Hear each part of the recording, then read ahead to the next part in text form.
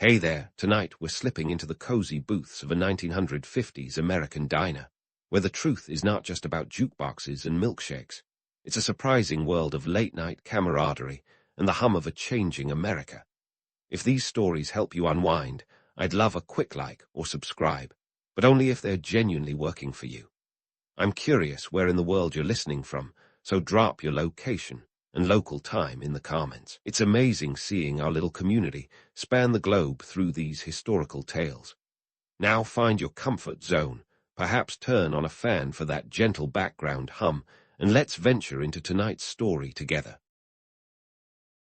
In the glow of neon lights and the hum of jukebox tunes, the 1950s American diner emerged like a chrome-clad colossus, standing tall in the landscape of post-war prosperity. These diners weren't just places to grab a bite. They were stages where the American dream played out, complete with a side of fries. The magic of the diner wasn't only in its glistening exterior or the sizzle of burgers on the grill, but in what it represented: a pit stop for the hopeful, the weary, and the hungry, fueling their journeys with a 5-cent cup of coffee and a slice of Americana. Emerging from the shadows of World War II, America found itself in a peculiar position. The war had jump-started the economy, and suddenly everyone was on a first-name basis with prosperity. By 1950, the U.S. GDP had skyrocketed to $293.8 billion, a mind-boggling figure at the time. With pockets a little fuller, Americans hit the open road, and boy, did they need fuel. Not just the kind you pump into a car, but the kind that came with a dollop of whipped cream on a slice of pie. Enter the diner. These establishments, often portable and prefabricated, were the brainchild of entrepreneurs who realized that America's love affair with the automobile wasn't just a fling. Cars were here to stay, and so were the diners that dotted the highways. The iconic diner design, all shiny chrome and bold colors, was adept at catching the eye of drivers zipping by a whopping 60 miles per hour. It was the Instagram bait of its day, minus the hashtags and influencers. But let's not get too starry-eyed. The 5-cent cup of coffee wasn't just a killer marketing tactic. It was a necessity. Post-war inflation had folks clutching their wallets a little tighter. Still, diners wanted to draw people in, and what better way than with a warm, affordable cup of joe?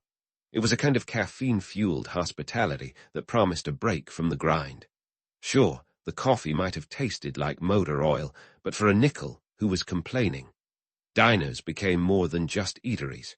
They were cultural icons. They represented the ingenuity and resilience of a nation, eager to leave behind the shadows of war and embrace a future that was as bright as the neon signs lighting up the night. Serving as melting pots of sorts, they welcomed everyone from truckers to teenagers on dates, providing a common ground where social divides could be momentarily bridged over a shared love of milkshakes and jukebox tunes. Speaking of jukeboxes, they weren't just there for ambience. By 1955, there were over 750,000 jukeboxes in the United States, each one a mini concert hall blaring the likes of Elvis Presley and Chuck Berry. The sound of rock and roll was the heartbeat of the diner, pumping life into its chrome-plated veins. The music was more than just background noise. It was the soundtrack of a generation eager to dance away the memories of war and step into a new era of optimism and rebellion. Of course, not all was rosy in the world of diners. The glossy narrative often glosses over the harsh realities. These establishments were often run on the sweat and long hours of workers who earned a pittance. The romanticized image of the smiling waitress pouring coffee refills rarely acknowledges the grueling hours and the toll it took on those behind the counter. Yet the myth of the diner persisted, fueled by Hollywood's love affair with its cinematic potential, from James Dean brooding in Rebel Without a Cause to sitcoms like Happy Days. In a way, the diner was a microcosm of America itself, resilient, diverse, a little rough around the edges, but always striving toward something greater. As the sun set over the highways, casting long shadows on the diner's gleaming surfaces, these establishments stood as beacons of hope, promising a hot meal and a slice of pie to anyone who walked through their doors. And in that promise, they captured the essence of an era defined by both its dreams and its disillusionments. As the neon glow faded into the early morning light, diners remained steadfast, ready to flip their first pancake of the day. Behind the counter, the short-order cook ruled the griddle like a monarch presiding over a deliciously chaotic realm. These cooks were culinary magicians, conjuring meals from sizzling hot surfaces with an efficiency that was nothing short of mesmerizing. With a spatula in one hand and a coffee pot in the other, they were the unsung heroes who kept America fueled and fed, one blue plate special at a time. Ah, the blue plate special, a diner staple that was less about haute cuisine and more about hearty sustenance. For about 60 cents, a patron could indulge in a rotating menu of meatloaf, mashed potatoes, and a vegetable that was often more colorful in theory than in practice.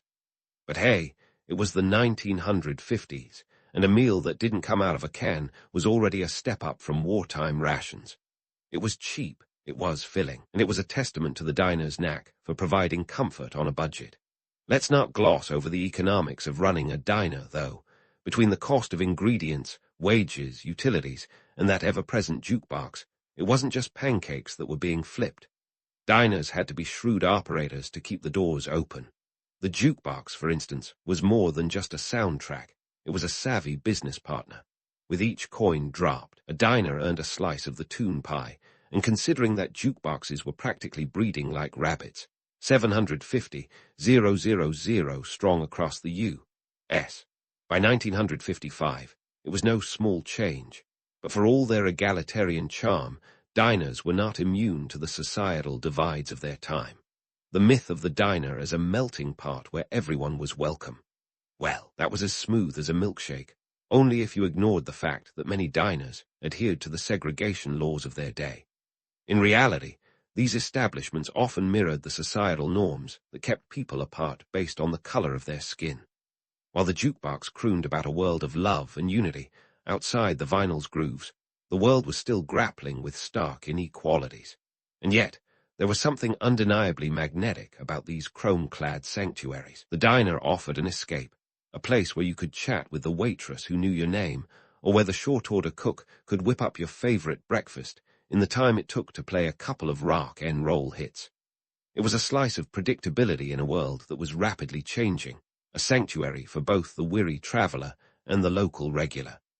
In this ever-evolving landscape, diners had to keep up with the times, too. The introduction of automated vending machines and self-service counters was creeping in, threatening to replace the personal touch with cold, mechanical efficiency. But for many, the charm of the diner lay in its human elements. The banter, the camaraderie, the comforting clatter of dishes being washed, and no machine could replicate that. Still, as the 1950s rolled on, the diner continued to be a reflection of American society, its hopes, its struggles, and its contradictions. The sizzling griddle was a stage where the drama of daily life unfolded. Each meal was a small act in the grand play of mid-century America. The short-order cook's mastery, the affordability of the blue plate special, and the allure of the jukebox were all parts of a bigger picture that spoke to a nation in transition. And while the diner could not single-handedly solve the era's social inequalities, it remained a symbol of a shared experience, a place where the American dream was served up alongside eggs, sunny side up. It's a reminder that history is not just about the grand events or the famous figures. It's also about the everyday moments that make up our lives. So, as you sip your coffee and hear the sizzle of bacon on the grill, remember that the spirit of the 1950s diner lives on in every bite and every note that echoes from a jukebox. As you sip your coffee and hear the sizzle of bacon on the grill, the spirit of the 1950s diner continues to echo in every bite and every jukebox note, a cultural phenomenon that danced its way into the hearts of America and onto the silver screen. In a time when television was rapidly becoming the new household oracle, diners became a favorite backdrop for the stories of everyday folks. Think Grease and Happy Days, where the diner was more than just a set. It was practically a character in its own right. Ah, Grease. John Travolta's hair was practically its own supporting actor, and the Pink Ladies made chewing gum look like an Olympic sport.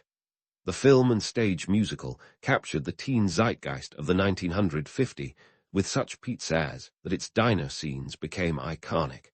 Who could forget the pastel-colored booths and the roller skating waitresses? Was a Hollywood love letter to the era's kitsch, blending nostalgia with a sprinkle of teen rebellion. But let's not get too misty-eyed. The real-life diners were not all about soda fountains and sark harps. Many were more about serving truckers than teenage dance-offs. Then there's Happy Days, that television staple where the Cunningham family's regular haunt, Arnold's Drive-In, became a symbol of 1950s American life. The jukebox may have played the hits, but it was the social dynamics that were more telling. The show, debuting in 1974 but set in the 50s, was a retroactive gaze into a period idealized for its simplicity and clarity. Yet, the reality was more complex. While TV shows sanitized the decade, the actual 50s were rife with social change, from the civil rights movement to the beginning of the feminist wave.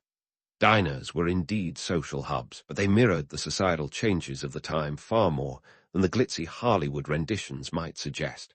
Picture this: teenagers flocking to diners, not just to sip malts, but to engage in the burgeoning youth culture, one that was increasingly aware of its own power. By 1959, around 13 million American teens were wielding what would be $100 billion in today's spending power. The diner was a meeting ground, a place where the sound of rock and roll rebelled against the conservative norms of the previous generation. And yet, the diner wasn't just the teens' playground. Families gathered there, seeking a reprieve from home-cooked meals and a taste of something different, even if that something different was a burger and fries. For travelers, the diner was a roadside oasis, offering a break from the endless highway and a moment of human connection. It was a place where a trucker could share a counter with a traveling salesman, each nursing their coffee and swapping tales of the road. But let's not kid ourselves. Gender roles at diners were as rigid as a burnt pancake. Women, often relegated to the roles of waitresses, faced the dual challenge of long hours and low wages. With a quick smile and a steady coffee pot, they were expected to be as much a part of the diner's appeal as the menu itself. The post-war era saw women entering the workforce in record numbers, yet the diner waitress was a reminder that equality was still a distant dream. The myth of the cheerful waitress pouring endless coffee refills was often just that, a myth. The economic backdrop of the 1950s, fueled by consumerism and a booming economy, meant that diners had to keep pace with changing tastes and expectations. The rise of fast food chains was looming on the horizon, promising efficiency and uniformity. The golden arches of McDonald's first appeared in 1955, and within a few years, the race was on. Diners had to strike a balance between preserving their charm and adapting to a world that was increasingly in a hurry. Yet, amidst these shifts, the diner held its ground as a cultural institution, a place where the American dream was served with a side of fries. It was a microcosm of the country's struggles and aspirations, a place where you could see the clash of old and new, tradition and innovation, playing out in real time over a steaming cup of coffee. The jukebox was more than just a coin-operated DJ. It was a testament to the era's soundtrack, a blend of optimism and rebellion in equal measure. But don't let the romantic glow of neon fool you. The reality was that diners were businesses first, cultural icons second. The economics of running a successful diner were as complex as the times themselves. Owners had to navigate everything from fluctuating food costs to the whims of popular taste. They were entrepreneurs in every sense, juggling the needs of their patrons with the hard truths of the balance sheet. So, as you take another sip of your coffee and listen to the strains of rock around the clock, wafted from the jukebox, remember that the 1950s diner was more than just a nostalgic vision of a simpler time. It was a reflection of a nation in transition, a place where the American dream was being redefined one meal at a time. And while Hollywood might have painted it in pastel hues and catchy tunes, the truth was far more nuanced and far more interesting. The diner was the stage where America's story unfolded, serving up hope and hash browns with equal fervor, leaving a legacy as enduring as the aroma of freshly brewed coffee. But let's not kid ourselves. The golden age of diners wasn't all chrome and milkshakes. As the calendar flipped into the late 50s and early 60s, that shiny veneer started to tarnish. The classic diner, once a staple of the American landscape, began to face an existential crisis, much like a teenager realizing that a steady diet of fries and soda might not be the best life choice. The culprit: fast food chains. Just like a burger on a conveyor belt, these chains were efficient, consistent, and popping up faster than you could say, "Supersize me." In 1955, McDonald's opened its first franchise in Des Plaines, Illinois, with a revolutionary idea: assembly line food production. By 1960, there were over 100 McDonald's locations, and they weren't alone. Burger King, Wendy's, and a host of others were racing to fill America's appetite for fast, cheap eats. The landscape of roadside dining was changing faster than Elvis' hip swivels, and diners were feeling the heat. Why did these fast food upstarts succeed where diners struggled? For one, they mastered the art of the quick bite. In an age when speed was synonymous with modernity, whether it was cars, communication, or cuisine, diners found themselves outpaced. Fast food joints offered something diners couldn't: predictability. Patrons knew exactly what they were getting, and it would be served in minutes, not the sit, chat, and wait pace of a diner. It was the culinary version of a well-oiled machine, and it resonated with a public increasingly wooed by convenience. But don't get me wrong, the allure of the diner was never just about the food. It was the experience, the ambience, the cross-section of humanity at every booth. However, as family dynamics and work schedules shifted, people wanted more than a place where everybody knows your name. They wanted efficiency.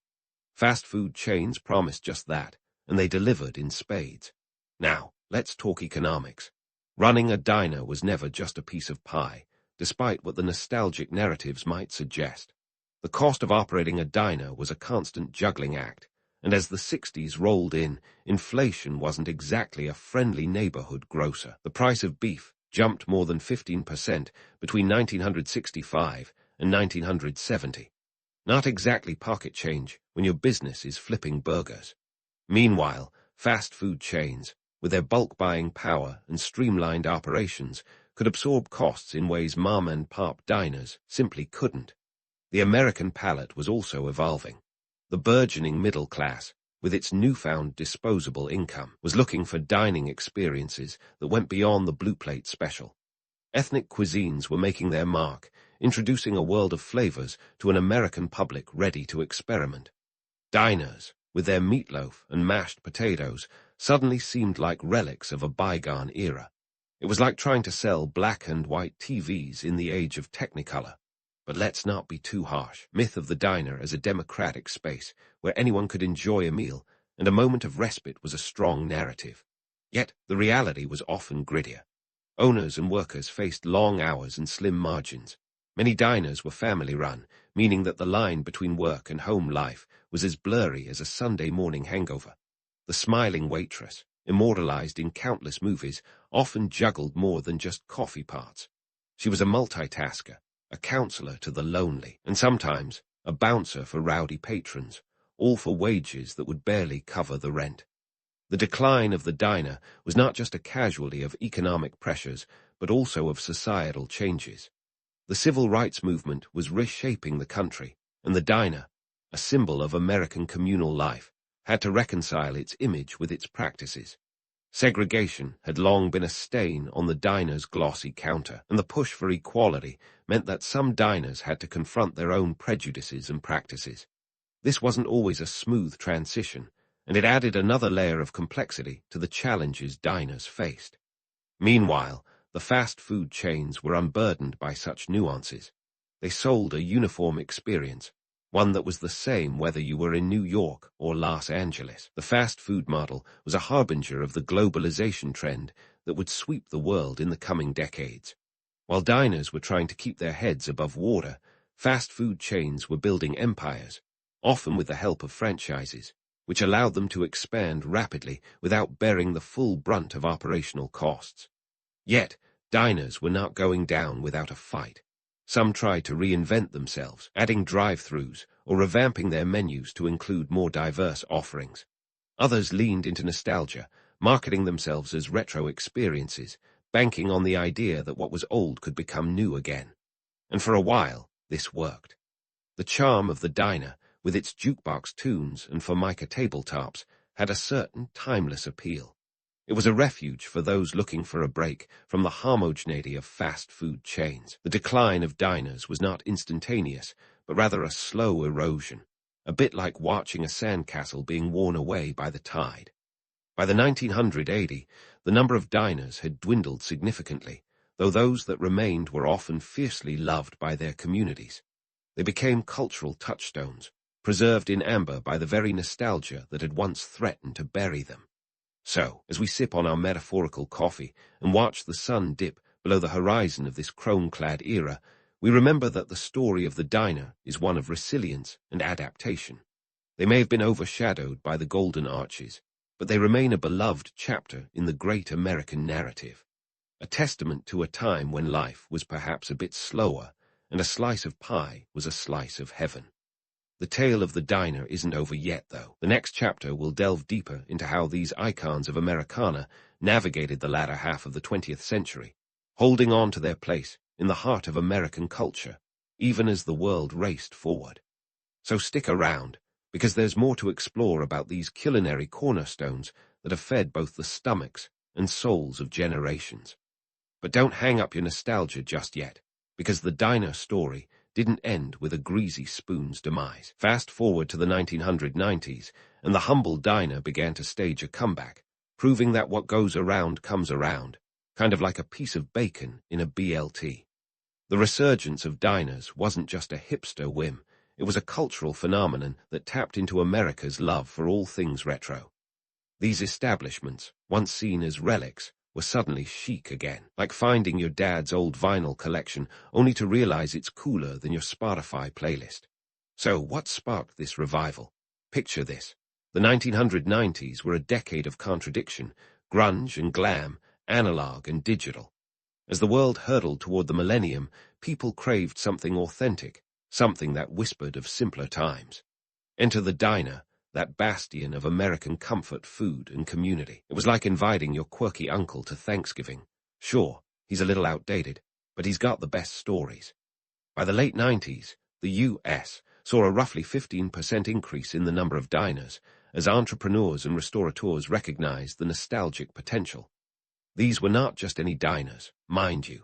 They were retrofitted to dazzle the Instagram before Instagram crowd with neon signs, chrome finishes, and menu items that seem to defy inflation, though you might still need more than a nickel for that coffee. The trick was in the mix, serving classic fare with a side of kitsch, while embracing modern sensibilities.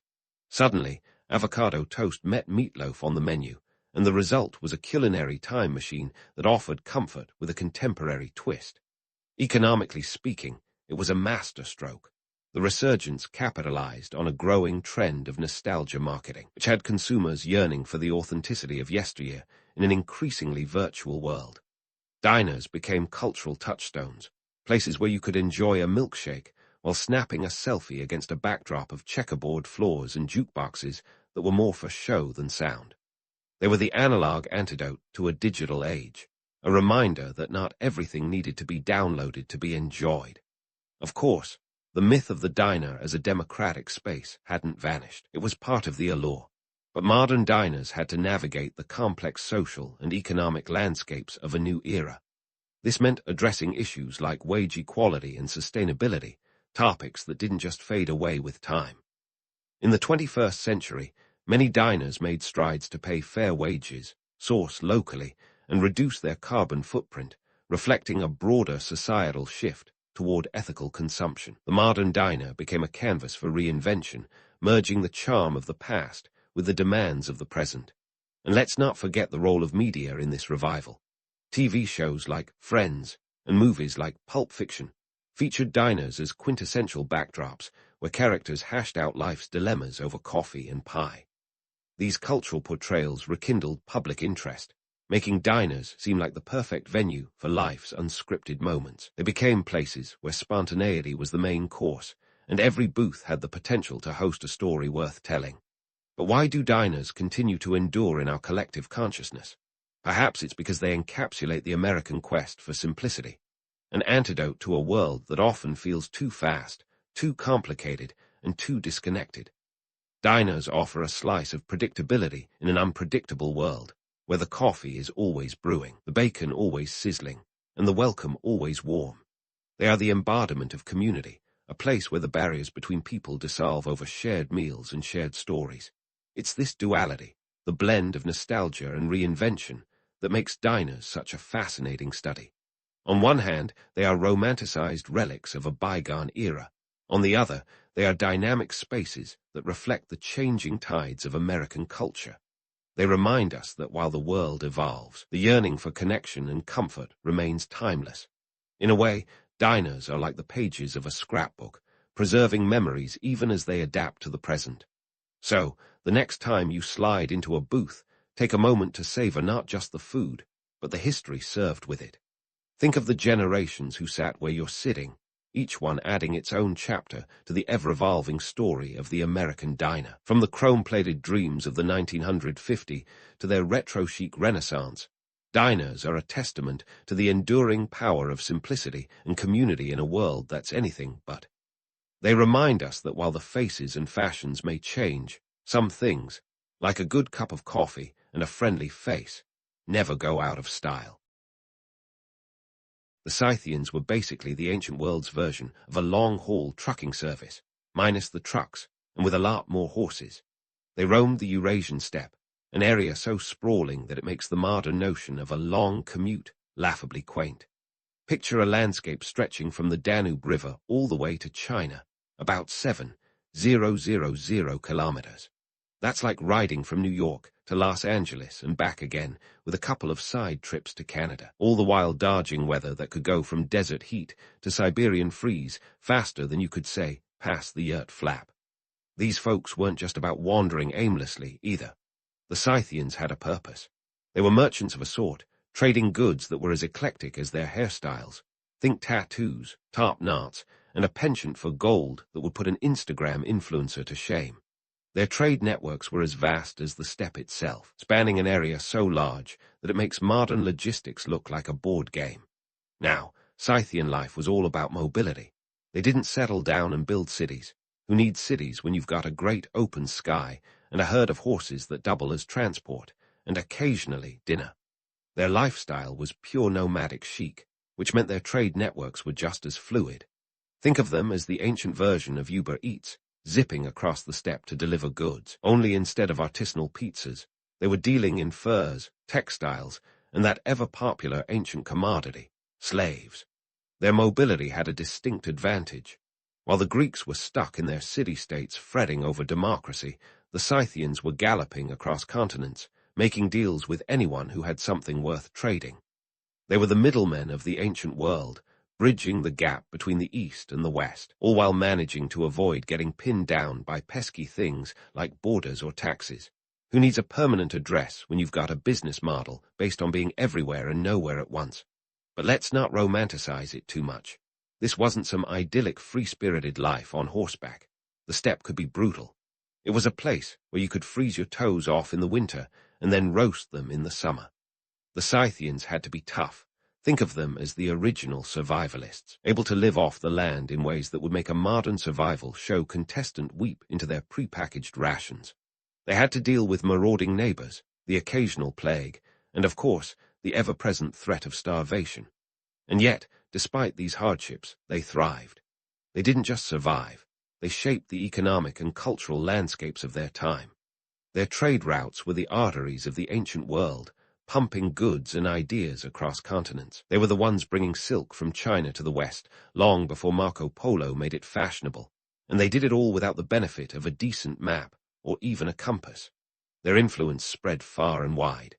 Greek historians like Herodotus couldn't resist writing about them, even if they did occasionally embellish things. He called them the most manly of men, which is exactly the kind of hype you'd expect from someone who never had to face them in battle. The Scythians were fierce warriors, no doubt, but they were also savvy traders, creating connections that would last for centuries. So, the next time you complain about your Amazon package being late, spare a thought for the Scythians, who managed to keep their delivery promises without so much as a GPS. Their trade networks were a testament to their resilience and adaptability, qualities that made them one of the most fascinating and formidable peoples of the ancient world.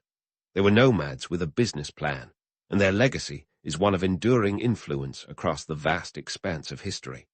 And speaking of fascinating, let's get into the nitty-gritty of what made the Scythians the Amazon prime of the ancient world. Sure, their trade networks were impressive, but what really set them apart was their merchandise. These nomadic merchants weren't just peddling random trinkets.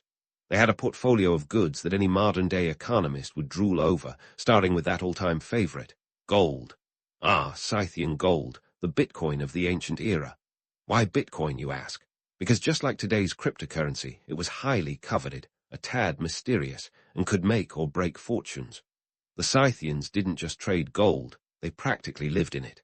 Their burial mounds, called kurgans, have been archaeological gold mines, pun absolutely intended, revealing treasures that rival any dragon's hoard.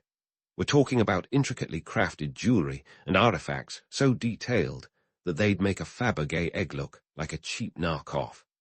One could argue that Scythian gold was the ultimate luxury brand of its time, with a reputation that spread throughout the ancient world. It was like carrying a piece of their credibility wherever they went. Kind of blingy business card that said, "We've got the goods, and we know how to use them." Now, before you start picturing the Scythians as ancient Louis Vuitton models, let's remember where this gold came from.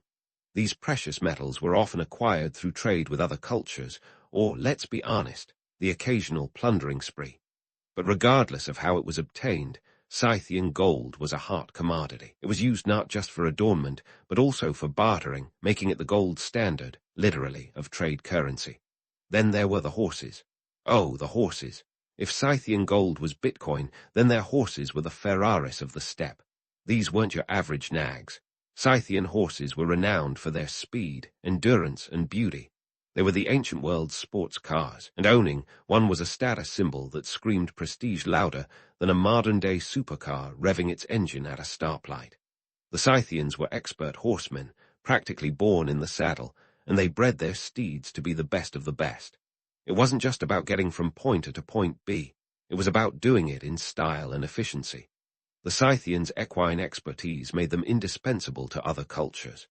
Persian kings, Greek generals, and anyone with a taste for high-speed travel knew that a Scythian horse was worth its weight in gold, quite literally. These horses powered the Scythian economy, acting as trade goods, war machines, and status symbols rolled into one. And while it's easy to romanticize the idea of galloping across the endless steppe on one of these magnificent beasts, let's not forget the harsh realities of such a lifestyle. Caring for horses in the brutal steppe conditions was no cakewalk, and ensuring their health and productivity required a level of expertise and dedication that even modern equestrians might find daunting. But horses and gold were just the tip of the iceberg. The Scythians traded in a smorgasbord of goods that would make any ancient marketplace buzz with excitement. From furs and textiles to grains and slaves, they had a finger in every economic pie. Their position as middlemen allowed them to thrive by connecting the distant cultures of the East and West. This wasn't just trade, it was cultural exchange on a grand scale. The Scythians were the original globalists, long before the term became a buzzword. Their trade routes stretched from the Black Sea to the edges of China, a vast network that made them the linchpin of ancient commerce. They were the glue that held the ancient economic world together, facilitating the flow of goods, ideas, and even people. Imagine a world where the silk from China met the wine from Greece, thanks to the Scythians' tireless efforts. It was a multicultural marketplace where the exotic became everyday, all thanks to these nomadic traders. Now, let's address the elephant in the room, or should I say, the yak. The Scythians' nomadic lifestyle, while often romanticized, came with its own set of challenges. They weren't just traipsing across the steppe with a carefree attitude. Every journey was fraught with danger, from the elements to rival tribes, and the ever-present risk of running out of supplies. Yet, the Scythians thrived because they were adaptable, resourceful, and when necessary, ruthless. So sure, we can admire their stunning gold artifacts and their legendary horses, but it's also important to acknowledge the grit and determination that lay beneath the surface. The Scythians weren't just traders. They were survivors, innovators, and quite frankly, the unsung logisticians of the ancient world. Their legacy is one of fearless exploration and relentless commerce, a testament to a people who refuse to be tethered by the limitations of their environment. As we gallop through the rest of this series, we'll delve even deeper into the intricacies of Scythian trade and life.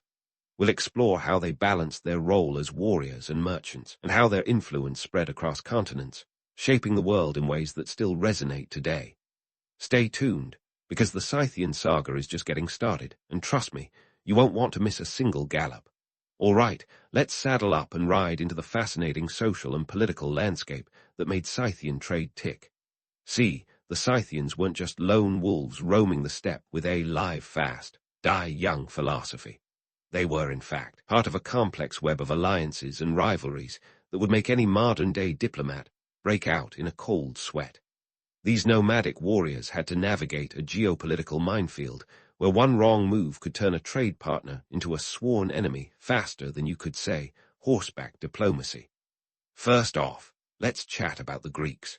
The Scythians' relationship with them was a blend of admiration and opportunism, a dash of mutual benefit thrown in for good measure. While the Greeks were busy inventing philosophy and democracy, they were also keenly aware of the value that Scythian goods brought to the Mediterranean markets. Greek colonies on the Black Sea's northern coast, like Olbia and Panticapaeum, became bustling hubs of trade, serving as gateways for Scythian goods making their way into the wider Hellenic world. We're talking about a veritable treasure trove of resources, grains, furs, and yes, that famous Scythian gold. But this wasn't just an economic relationship. The Greeks were fascinated by the Scythians, depicting them as both noble savages and fearsome warriors in their literature and art. Herodotus, the so-called father of history, penned vivid descriptions of Scythian life, even if he did occasionally let his imagination run a bit wild. It's not every day you get called the most manly of men by a Greek historian, after all. But let's not sugarcoat it. The Greeks were also wary. They knew that a Scythian alliance could quickly turn into a Scythian invasion if relations soured. The Scythians, for their part, were pragmatic. They understood the value of Greek goods, especially luxury items like wine and olive oil, which were highly prized on the steppe. The Greeks had a taste for Scythian grain, which was as essential to them as avocado toast is to millennials today. This symbiosis helped both cultures thrive economically and culturally, proving once again that nothing brings people together quite like trade, except maybe a common enemy. Speaking of common enemies, let's turn our gaze eastward to the Persians. Now, the Persians were the big dogs on the block, ruling an empire that stretched from the Indus Valley to the Aegean Sea. When Cyrus the Great, the founder of the Achaemenid Empire, looked northward, he saw the Scythians not just as potential trading partners, but also as a threat to his burgeoning empire. The result, an epic clash that would go down in history as a tale of strategic brilliance and brutal warfare. The Scythians, masters of hit-and-run tactics, turned the vast steppe into their battlefield, using their unmatched mobility to harass and exhaust the Persian forces. This was guerrilla warfare at its finest, long before the term was even coined. The Persians, with their vast armies and desire for expansion, found themselves in a logistical nightmare, chasing shadows across a landscape that refused to yield to their imperial ambitions. In the end, the Scythians remained unconquered, a testament to their resilience and strategic acumen. But despite this enmity, there was also room for diplomacy. The Persians and Scythians engaged in trade, with the latter supplying horses and other goods in exchange for Persian textiles and spices. It was a relationship marked by both conflict and collaboration, a reminder that in the ancient world, trade and warfare often went hand in hand. After all, when your neighbor is a superpower, it pays to keep your enemies close and your trading partners closer. Now, let's dive into the internal machinery of Scythian society, the social and political structures that kept this nomadic engine running smoothly. At the top of the hierarchy were the Scythian kings, or basiles, who wielded both political and spiritual power. These leaders were not just war chiefs, but also high priests, responsible for maintaining the delicate balance between the earthly and the divine. They oversaw the kurgans, those monumental burial mounds that served as both tombs and treasure troves, where the elite were laid to rest with their worldly goods, and sometimes their horses and servants, a practice that would make even the most extravagant billionaire blush. Below the kings were the warrior aristocracy, the backbone of Scythian society. These were the men and women who lived by the sword, their lives defined by the twin pursuits of warfare and trade. Yes, women too. It turns out that the Scythians were a bit ahead of their time when it came to gender equality in warfare. Herodotus even claimed that some Scythian women fought alongside men, possibly inspiring the Greek myths of the Amazons. You know, those warrior women who could probably bench press a Greek hero or two. At the base of the social pyramid were the herders and artisans, the unsung heroes who kept the Scythian economy humming. These were the people who bred the horses, crafted the weapons, and produced the everyday goods that supported both the warriors and the traders. It was a society built on specialization and interdependence, where every member had a role to play in the grand Scythian saga. This intricate social structure, combined with their political savvy and economic acumen, enabled the Scythians to maintain their dominance over the steppe for centuries. They were fierce warriors, yes, but they were also shrewd negotiators and masterful traders, able to adapt to changing circumstances with a flexibility that would make a yoga instructor envious. So, the next time you think about the Scythians, remember that they weren't just horse-riding warriors with a knack for gold. They were a sophisticated society that balanced the demands of war and trade with a deftness that continues to captivate historians and archaeologists alike. As we continue our journey into the heart of Scythian trade and culture, we'll uncover even more layers of this remarkable civilization, exploring how their legacy has shaped the world in ways that still resonate today. The story of the Scythians is far from over, so stay tuned for the next chapter in this epic saga of nomadic commerce and cunning warfare. You won't want to miss it. And so, as we gallop deeper into the Scythian saga, let's put the brakes on the romanticized image of these nomadic superstars and take a closer look at the myths that have endured like a stubborn hangover after a night of indulgent storytelling. First up, the legendary Amazonian warrior women. Now, it's tempting to imagine a band of Scythian women charging into battle, their braids flying and their swords as fierce as their reputations. But before you get too carried away with this warrior woman fantasy, let's sift through the facts. Herodotus, that ancient gossip columnist, was the original purveyor of tales about these formidable females. He claimed that the Amazons were not only real, but were also running around the steppe like a historical version of Wonder Woman. According to him, they fought side by side with men, and some even suggested they were the inspiration behind the Greek myths. But here's the kicker. There's scant archaeological evidence to support the idea of an entire society of female warriors dominating the landscape. What we do have are burial sites showing women interred with weapons, suggesting they might have participated in battle. But let's not jump to conclusions faster than a Scythian horse at full gallop. The truth is, while some Scythian women likely took up arms, the image of an all-women army is more Hollywood than historical. These women were tough, no doubt. After all, life on the steppe was no picnic. They had to be resilient, capable, and ready to defend their herds and homes. But the romanticized vision of Amazonian armies, that's more myth than reality, though undeniably appealing to those of us who love a good tale of female empowerment. Now, let's move on to Herodotus's other tall tales. When it came to the Scythians, he seemed to have a penchant for exaggeration that would make even the most brazen fish story seem credible. He painted them as barbaric and mysterious, a people who drank the blood of their enemies and used their skulls as drinking cups. It's the kind of macabre imagery that's tailor-made for a horror flick. But was it accurate? Not quite. The Scythians were indeed fierce warriors, and their rituals could be, shall we say, unconventional by today's standards. But they weren't the bloodthirsty savages Herodotus made them out to be.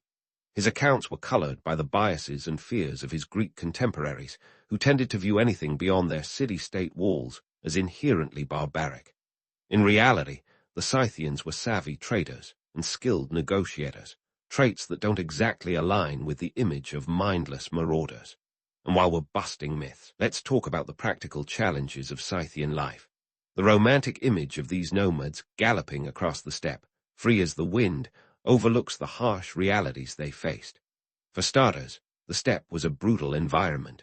We're talking about a place where the weather could turn on you faster than an unreliable friend. Winters were bone-chillingly cold, with temperatures plummeting to -30 degrees C, while summers could soar above 40 degrees C. Not exactly the ideal climate for an easy-breezy lifestyle. The Scythians were constantly on the move, not because they craved adventure, but because they had to. Maintaining a nomadic lifestyle meant herding livestock, managing resources, and ensuring that their people and animals had enough to eat. They had to find fresh pastures, avoid overgrazing, and deal with the constant threat of raids from rival tribes. It was a life of relentless pragmatism, where survival depended on being one step ahead of the elements and their enemies. Despite these challenges, the Scythians thrived, not just because of their adaptability, but because of their ability to forge alliances and trade networks. They knew how to make friends and influence people, or at least barter with them. But even this was fraught with difficulty. Negotiating with other tribes and cultures required a delicate balancing act, a mix of diplomacy, and when necessary, a show of force. And let's not forget the logistics. Imagine managing a caravan of goods, animals, and people across thousands of kilometers without maps or GPS. It was a feat of organization that would make even the most seasoned project manager break out in a cold sweat. The Scythians had to be masters of logistics, ensuring that their trade networks remained robust and that their people had enough resources to survive the journey. So, while the image of the free-spirited nomad is certainly appealing, the reality was far more complex.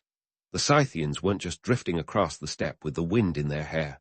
They were navigating a world filled with dangers and uncertainties.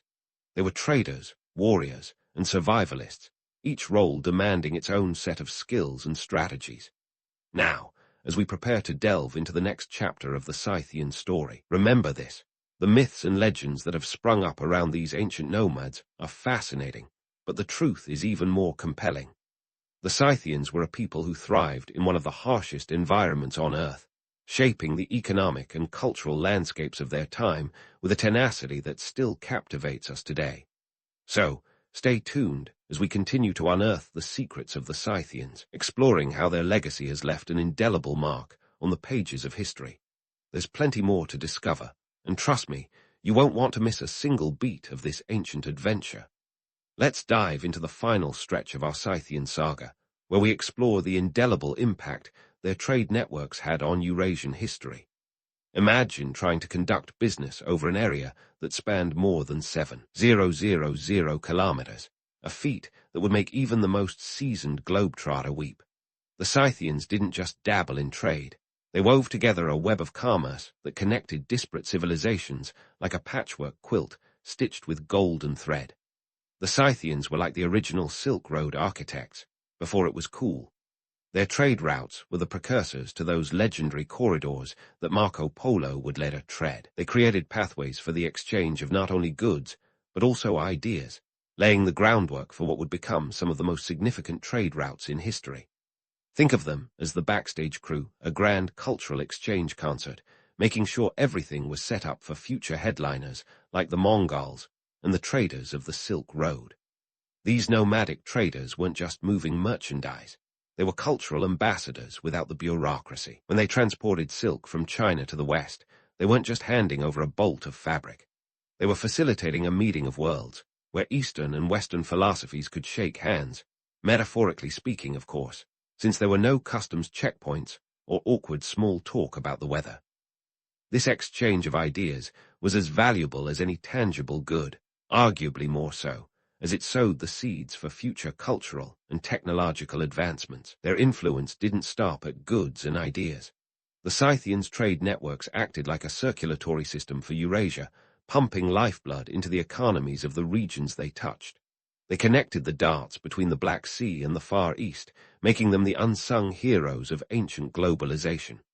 This network allowed for an unprecedented flow of commodities. Spices, textiles, and precious metals crisscrossed the continent, enriching the lives of those who could afford them and tantalizing those who couldn't. But let's not get too misty-eyed here. While we can admire the romantic notion of ancient trade routes bringing the world closer together, it wasn't all cumbare and cultural exchange fairs. There were tensions, rivalries, and outright conflicts. The Scythians' ability to adapt and forge alliances was crucial in navigating these choppy waters. They were the original spin masters, turning potential adversaries into trade partners and enemies into uneasy allies. They knew that the price of peace was often a well-timed gift of horses or gold. Speaking of horses, it's worth noting that the Scythian equine prowess didn't just impress the neighbors. It left a legacy that galloped far beyond their time. Their horses were the sports cars of the ancient world, admired and coveted by empires like the Persians and Greeks. This wasn't just about speed or beauty. These horses were bred for endurance and strength, qualities that would influence breeding practices for centuries. The Scythians' legacy in horsemanship is a testament to how a well-bred horse could be as influential as any treaty or trade agreement. As we wrap up this whirlwind tour of Scythian history, it's essential to reflect on the legacy they left behind. Their nomadic lifestyle, while not leaving behind grand architectural wonders or sprawling cities, created something arguably more enduring: the blueprint for trade networks that fostered cultural and economic exchanges across continents. They were like the wind, unseen but felt, shaping the landscapes they traversed and leaving an impact that would ripple through history. The Scythian story is a poignant reminder that the legacies we leave are often less about the monuments we build and more about the connections we forge. They were more than just warriors on horseback. They were visionaries who saw beyond borders and barriers, proving that trade and diplomacy could be as mighty as any sword. They were the original entrepreneurs, hustling across the steppe with a business acumen that would rival any modern-day mogul. So, as you cozy up with these new insights, spare a thought for the Scythians, who galloped through history with a legacy that was far more permanent than their fleeting footprints on the steppe. They were the bridge builders of their time, crafting networks that would lay the foundations for future empires, and for that, they deserve a nod of recognition from any history buff worth their salt. In conclusion, the Scythian trade networks were more than just a means of economic survival. They were the veins through which the lifeblood of culture, technology, and ideas flowed. Their practices and innovations set the stage for the globalized world we know today, proving once and for all that even the most nomadic of peoples can leave a mark that's more permanent than the stones they never laid. And as you drift off to sleep, let those thoughts of ancient commerce and cultural exchanges dance through your dreams, because the history of the Scythians is as rich and complex as the golden treasures they left behind. The Romans, bless their togas, were obsessed with order.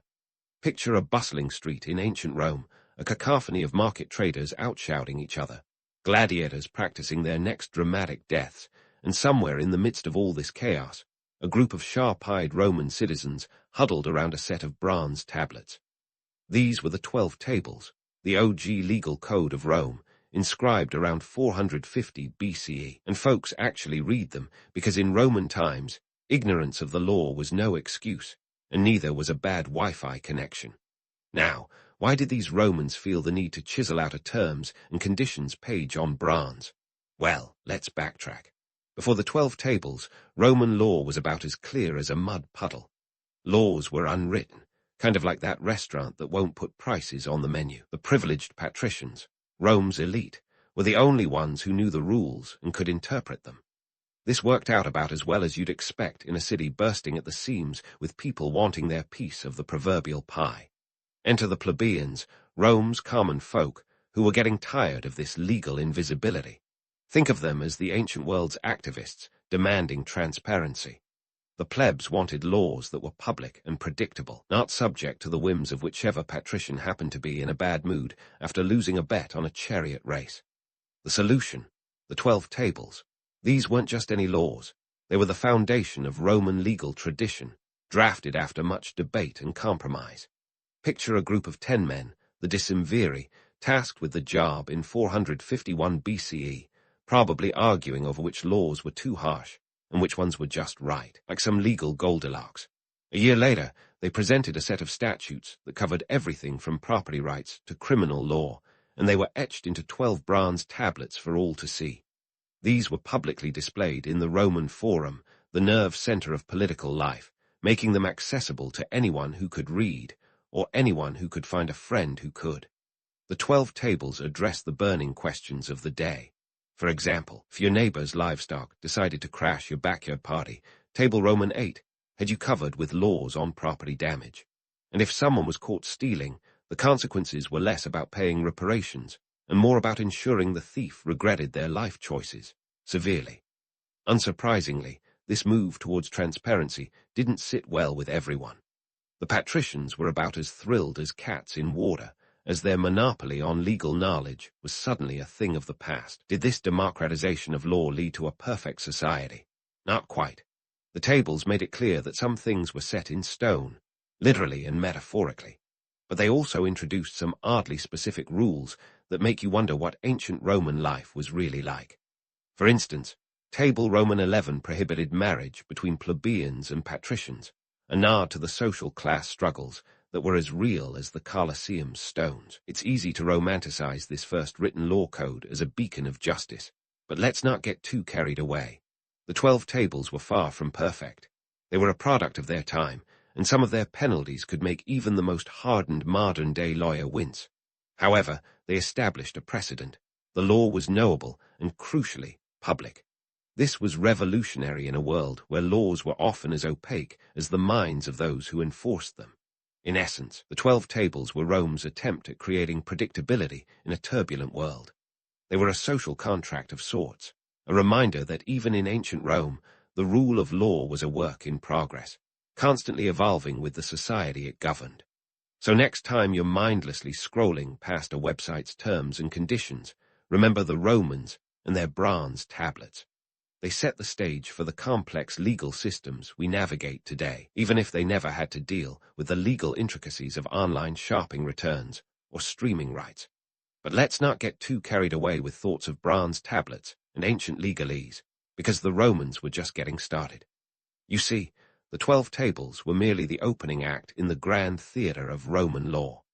The real drama unfolded as the Romans transitioned from these foundational laws to the more sophisticated legal gymnastics of the Roman Republic. Enter the praetors, the real showstoppers of our story. These guys were the multitasking marvels of their day. Imagine a blend of Judge Judy and a seasoned politician, all wrapped up in a toga. Now, if you think today's politicians have a knack for juggling roles, the praetors would give them a run for their denarii. By the mid-4th century BCE, the Roman Republic realized they needed more than just static laws to handle the ever-evolving chaos of a growing empire. That's where praetors came in, with their dual roles as judges and magistrates. They could issue edicts that were as binding as any law passed by the Senate. But here's the kicker. These edicts could change annually, depending on which praetor was in charge. Talk about keeping things fresh. Imagine a praetor waking up one morning, enjoying his breakfast of bread and olives, and deciding that today he's going to tweak the laws around inheritance just because he feels like it. That's right, folks. Roman law was a living, breathing beast, shifting and morphing with every new praetorial edict. It was like a legal version of the fashion industry, constantly in flux and never out of style. But this wasn't just a free-for-all. These praetors had to be smart operators, understanding the delicate balance of power and public opinion. They were part of the cursus honorum, the sequence of public offices held by aspiring politicians, which was as competitive as trying to get a seat on the Roman Senate. Each praetor had to navigate the political landscape with the finesse of a tightrope walker. One wrong move, and you could kiss your political career goodbye faster than you could say Caesar salad. But let's not forget the human element. The praetors were, after all, human beings with ambitions, grudges, and the occasional bad hair day. They might issue an edict that tilts the scales of justice in favor of their allies or to curry favor with the public. And while this might sound like the stuff of political thrillers, it was the reality of Roman law, a system that was as much about personal influence as it was about justice. The praetors also had to deal with the complexities of a society that was expanding faster than a Roman legion on a good day.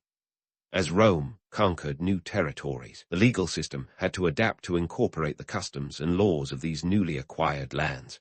It was like trying to merge a dozen different playlists into one coherent album without skipping a beat. The praetors, with their edicts, had to find ways to harmonize Roman law with local traditions, a task that would make even the most seasoned diplomat break into a sweat.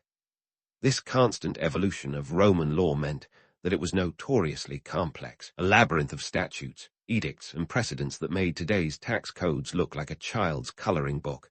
The praetors were the maestros, conducting this symphony of statutes, ensuring that the music of the law played on smoothly, or at least as smoothly as possible in a city that was part politics, part chaos, and all drama. But let's not sugarcoat it. The Roman legal system, for all its innovation, was not without its flaws. Take the praetor urbanus, responsible for administering justice in Rome itself. This was a role that required both acumen and a thick skin, as they often found themselves at the center of disputes that could escalate faster than a toga party gone wrong. And if you think modern courts have a backlog, imagine dealing with the influx of cases in a city as bustling and crowded as ancient Rome. Yet, amidst the chaos and complexity, the Roman legal system laid the groundwork for legal principles that echo through the ages. The concept of equity, the idea that justice should be fair and impartial, was championed by these toga-clad judges. They introduced the idea that the spirit of the law was as important as the letter, a revolutionary concept that still resonates in legal systems around the world today. So, while the praetors may have been part politician, part judge, and full-time multitaskers, their legacy is undeniable. They navigated a world where the law was as fluid as the Tiber River, adapting and evolving to meet the needs of a society that was constantly changing.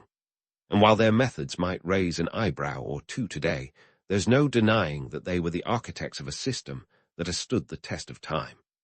In our next exploration, we'll delve deeper into the machinations of the Roman legal system as it continued to evolve, setting the stage for the rise of the Roman Empire. But for now, let's tip our hats, or rather, our laurel wreaths, to the praetors, those unsung heroes of Roman law who kept the wheels of justice turning in a city that was as unpredictable as the roll of a gladiator's die. As we bid adieu to our toga-twirling praetors, let's fast forward to a time when Roman law became less of a legal ballet and more of an imperial opera, with Augustus as the maestro wielding a scepter instead of a conductor's baton. Augustus, Rome's first emperor, was the kind of guy who could make consolidating power look like a toga party. He transformed the Roman Republic's somewhat democratic chaos into an empire that was as organized as a Roman road and as rigid as a Roman legionnaire's discipline. Augustus, born Gaius Octavius, knew that the key to a stable empire was a stable legal system, so he did what any savvy ruler would do. He positioned himself as the guardian of Roman traditions while subtly rewriting the script. Think of him as the original spin doctor, blending the old with the new like a master chef seasoning his dish. Augustus introduced laws that promoted morality and social order, including the famous Lex Julia laws. These decrees aimed to encourage marriage and increase the birth rate among the Roman elite, essentially a state-sponsored matchmaking service. It was Augustus' way of saying, "Do it for Rome, folks." But Augustus wasn't just about playing Cupid. He was a master at using laws to centralize power. Take the Lex Papia, which imposed penalties on those who remained unmarried or childless, effectively putting a tax on singlehood. Augustus was like that nosy relative at every family gathering, constantly asking, "When are you getting married?" He knew that a growing population meant more soldiers and workers, essential for an empire that stretched from Spain to Syria. Fast forward a couple of centuries, and enter Caracalla, an emperor whose name sounds like a brand of upscale footwear, but whose policies were anything but polished. In 212 C, Caracalla issued the Edict of Caracalla, also known as the Constitutio Antoniniana. This grand-sounding decree granted Roman citizenship to all free men within the empire's borders. It must have looked like a benevolent gesture, a sweeping act of inclusion that would make a modern-day politician's heart swell with pride. However, this wasn't just an act of imperial generosity. It was a cunning fiscal maneuver. You see, Roman citizenship came with the privilege and the obligation of paying taxes. More citizens meant more tax revenue, and Caracalla needed a hefty treasury to fund his military campaigns and lavish lifestyle. Imagine being offered a VIP club membership, only to find out it comes with a hefty monthly fee. The Edict of Caracalla was less about spreading Roman civility and more about spreading the tax net far and wide. The Romans, it turns out, were as skilled in financial gymnastics as they were in military ones. Caracalla's move expanded the tax base, and while it may have upset a few provincial elites, it ensured the empire's coffers weren't running on fumes. It also meant that the legal privileges of Roman citizenship, like the right to a trial and the ability to appeal to the emperor, were extended across a sprawling empire.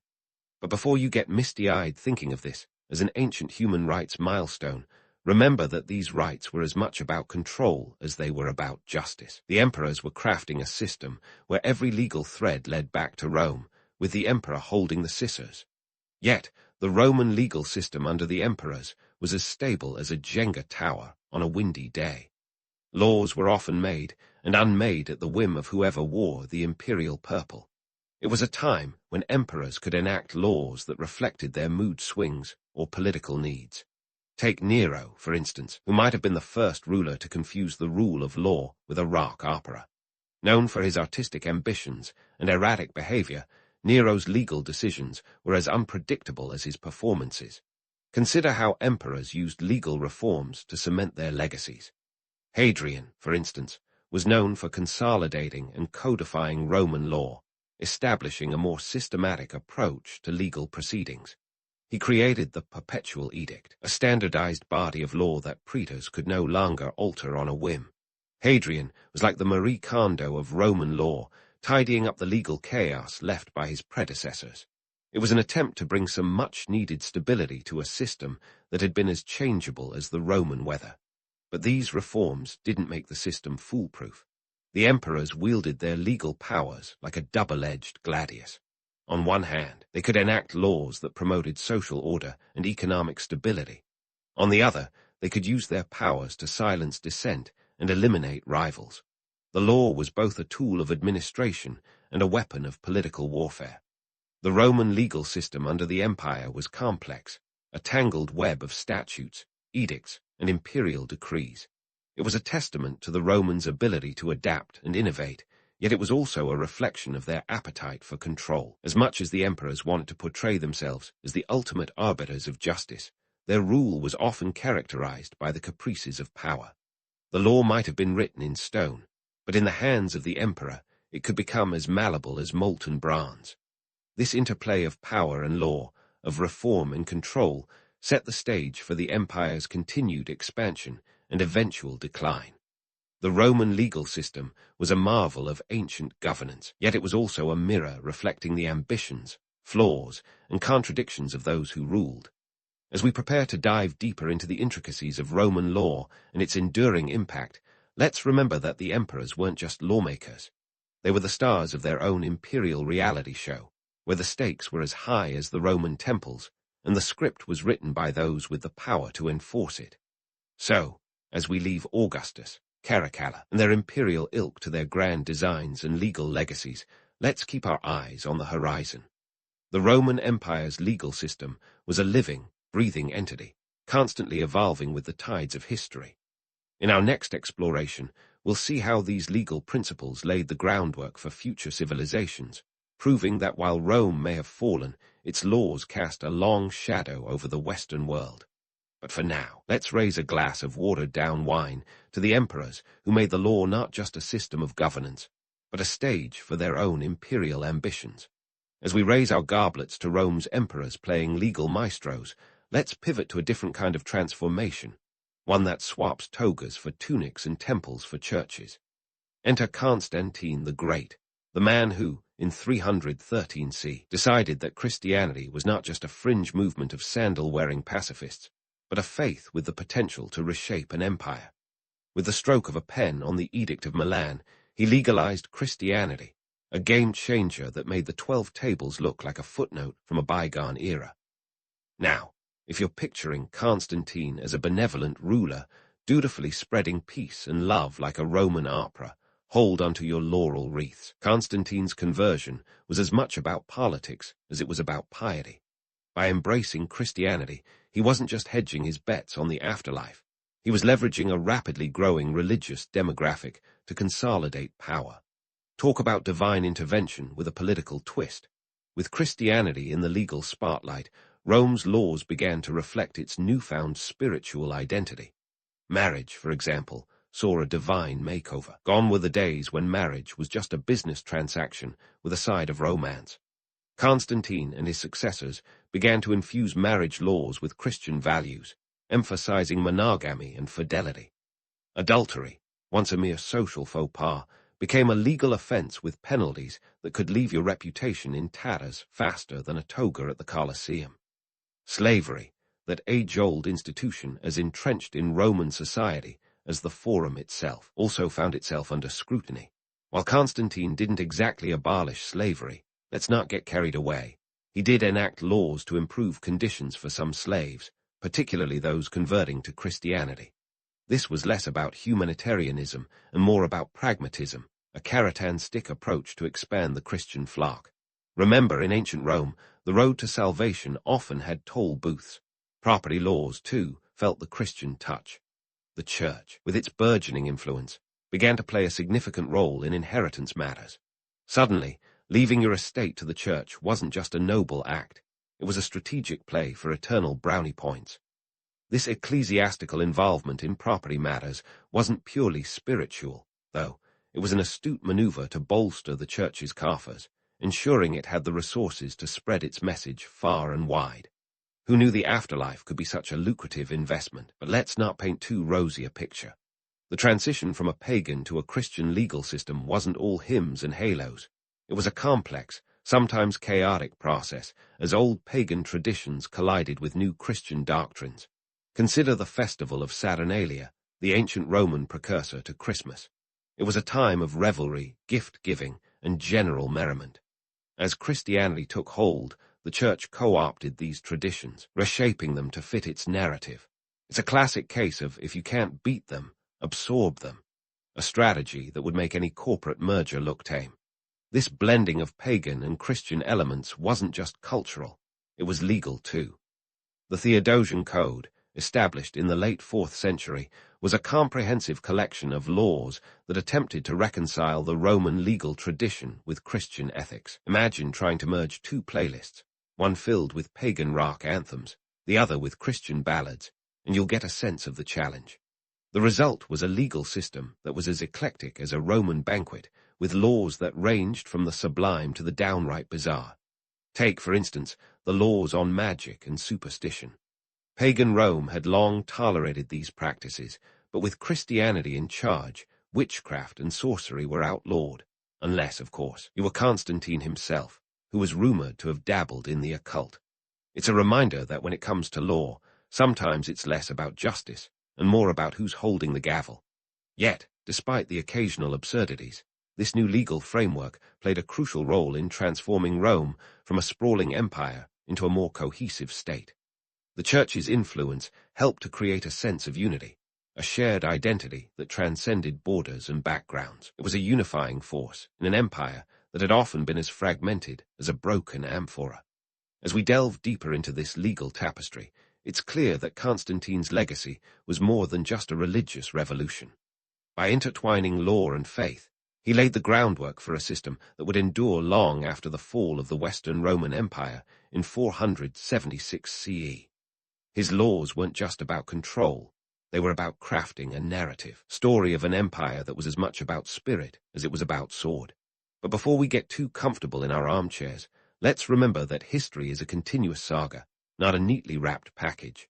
The transformation of Roman law under Constantine and his successors was just one chapter in a much larger story.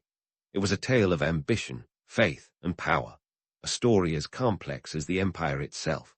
So, as we leave Constantine to his celestial machinations, we prepare to explore the legacy of Roman law in the centuries that followed.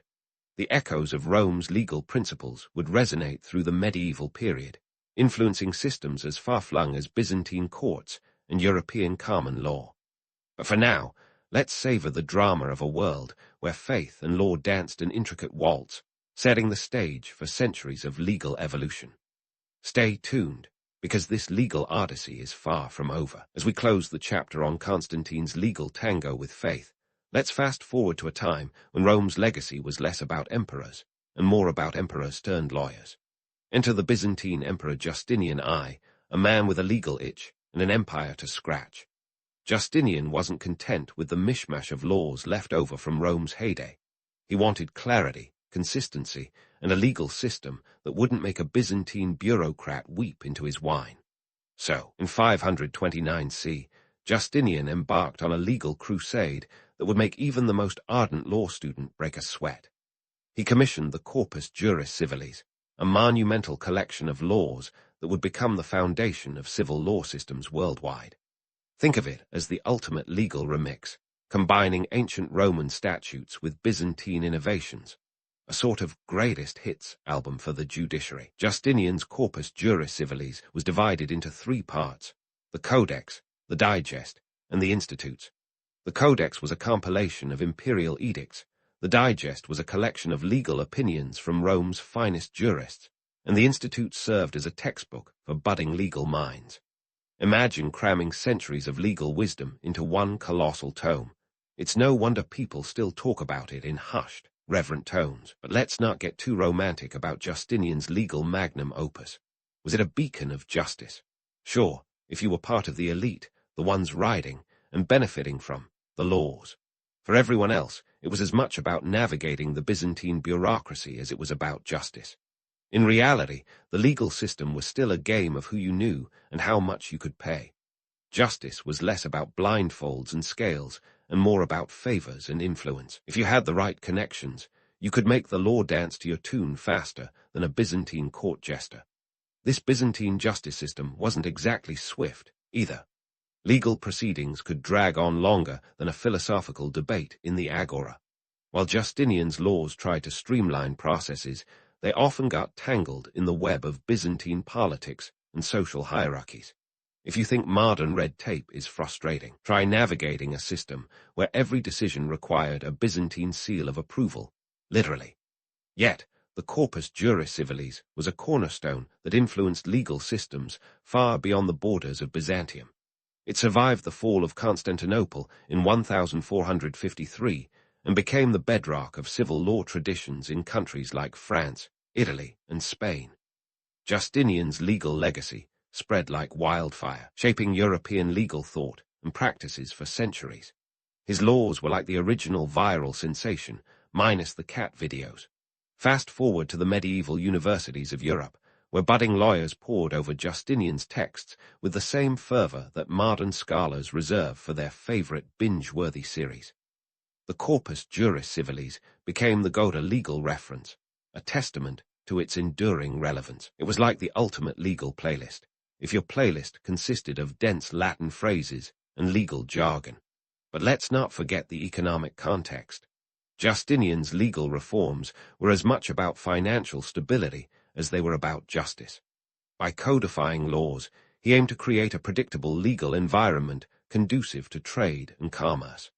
A stable legal system meant more confidence for merchants, which translated into a bustling Byzantine economy. This wasn't just a legal renaissance. It was an economic strategy wrapped in a toga. So, what's the takeaway? Justinian's Corpus Juris Civilis was a monumental achievement, but it wasn't a fairy tale of justice for all. It was a pragmatic solution to the chaos of ancient law, a way to consolidate power and ensure the Byzantine Empire's longevity. The romantic notion of swift and fair Roman justice was, more often than not, a myth. In reality, it was a system of negotiation, influence, and occasional bribery, where knowing the right people was as valuable as knowing the right laws. As we wrap up this legal odyssey, it's clear that the echoes of Roman law still resonate in our world today. From courtroom procedures to legal principles, the Romans laid the groundwork for systems that govern modern life. Their law wasn't just a set of rules, it was a reflection of human nature, ambitious, flawed, and always evolving. In conclusion, the Roman legal legacy is a testament to the complexity of human governance. It shows that while laws can be written in stone, their interpretation is as fluid as the societies they serve. So next time you're stuck in a legal quagmire or watching a courtroom drama unfold, tip your hat to Justinian and his Roman predecessors. They may not have had it all figured out, but they set in motion a legal tradition that's still turning the wheels of justice today. And as we navigate our own modern labyrinths of law, let's remember that the spirit of justice, much like history itself, is a work in progress. If you've ever pondered how a clergyman could wield more power than a king, let me introduce you to Cardinal Richelieu, France's very own religious Machiavelli. Born in 1585, Richelieu had the kind of childhood that would make today's tiger moms nod approvingly. He was destined for greatness, or at least his mom thought so, starting with a hefty dose of ambition that could be measured in metric tons. Now, Richelieu wasn't always set to be a man of the cloth. In fact, he was initially on track to become a soldier, tearing through battlefields rather than ecclesiastical corridors. But when his older brother, Alphonse, decided that the monastic life was calling him louder than political machinations, the family had a sudden vacancy in their clerical ambitions. Enter Richelieu, who, at the tender age of 21, was deemed too young for the bishopric. Rules, however, are merely suggestions when you're Richelieu. He finagled his way into the bishopric of Lucerne, a small diocese that was about as glamorous as a soggy baguette. The papal dispensation that allowed him to bypass the age requirement was the ecclesiastical equivalent of getting into a nightclub with a fake ID. One can almost imagine the wink and nudge that accompanied that papal blessing. By 1607, he was officially Bishop of Lucerne, a title that sounds impressive until you realize Lucerne was a backwater where the local economy was as flat as a crepe. Richelieu's early years in Lucerne were marked by a relentless drive to improve his diocese. He was determined to make Lucerne relevant, not unlike a modern influencer trying to put their obscure hometown on the map. He tackled everything from rebuilding the crumbling cathedral to reforming the clergy, who were possibly more interested in wine than in saving souls. It was a fixer-upper project of biblical proportions, and Richelieu was a man on a mission, armed with little more than a theological degree and a bucket-load of charisma. Networking was Richelieu's secret sauce, and he had a knack for making connections that could catapult him into the big leagues.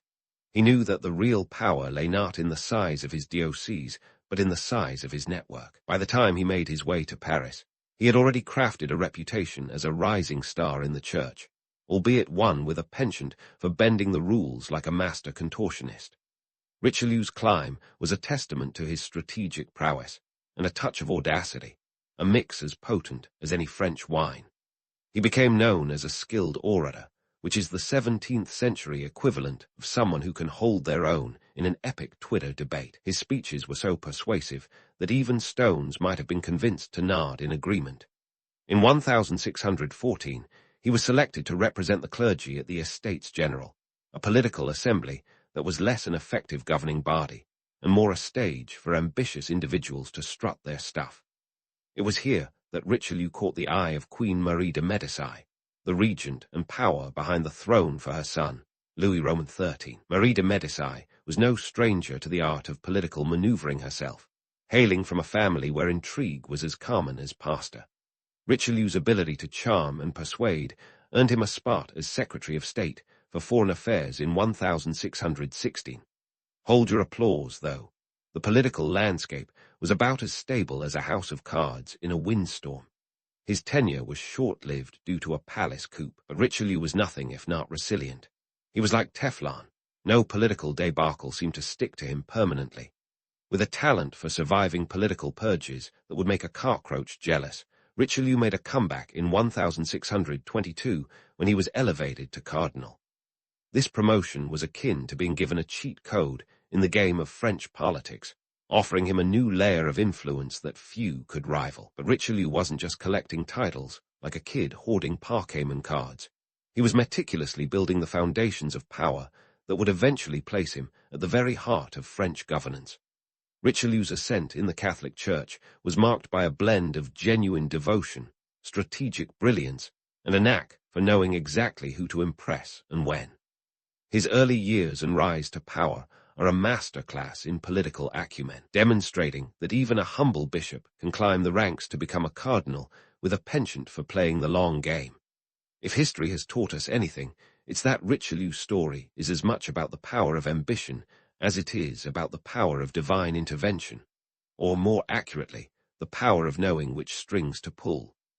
Richelieu's journey to becoming the cardinal wasn't just a matter of divine favor or clerical charisma. It was a masterstroke of political chess, where every move was calculated to outsmart opponents and snag alliances. By 1622, Richelieu had leveled up to cardinal, and he wasn't content to just sit around blessing things and looking pious.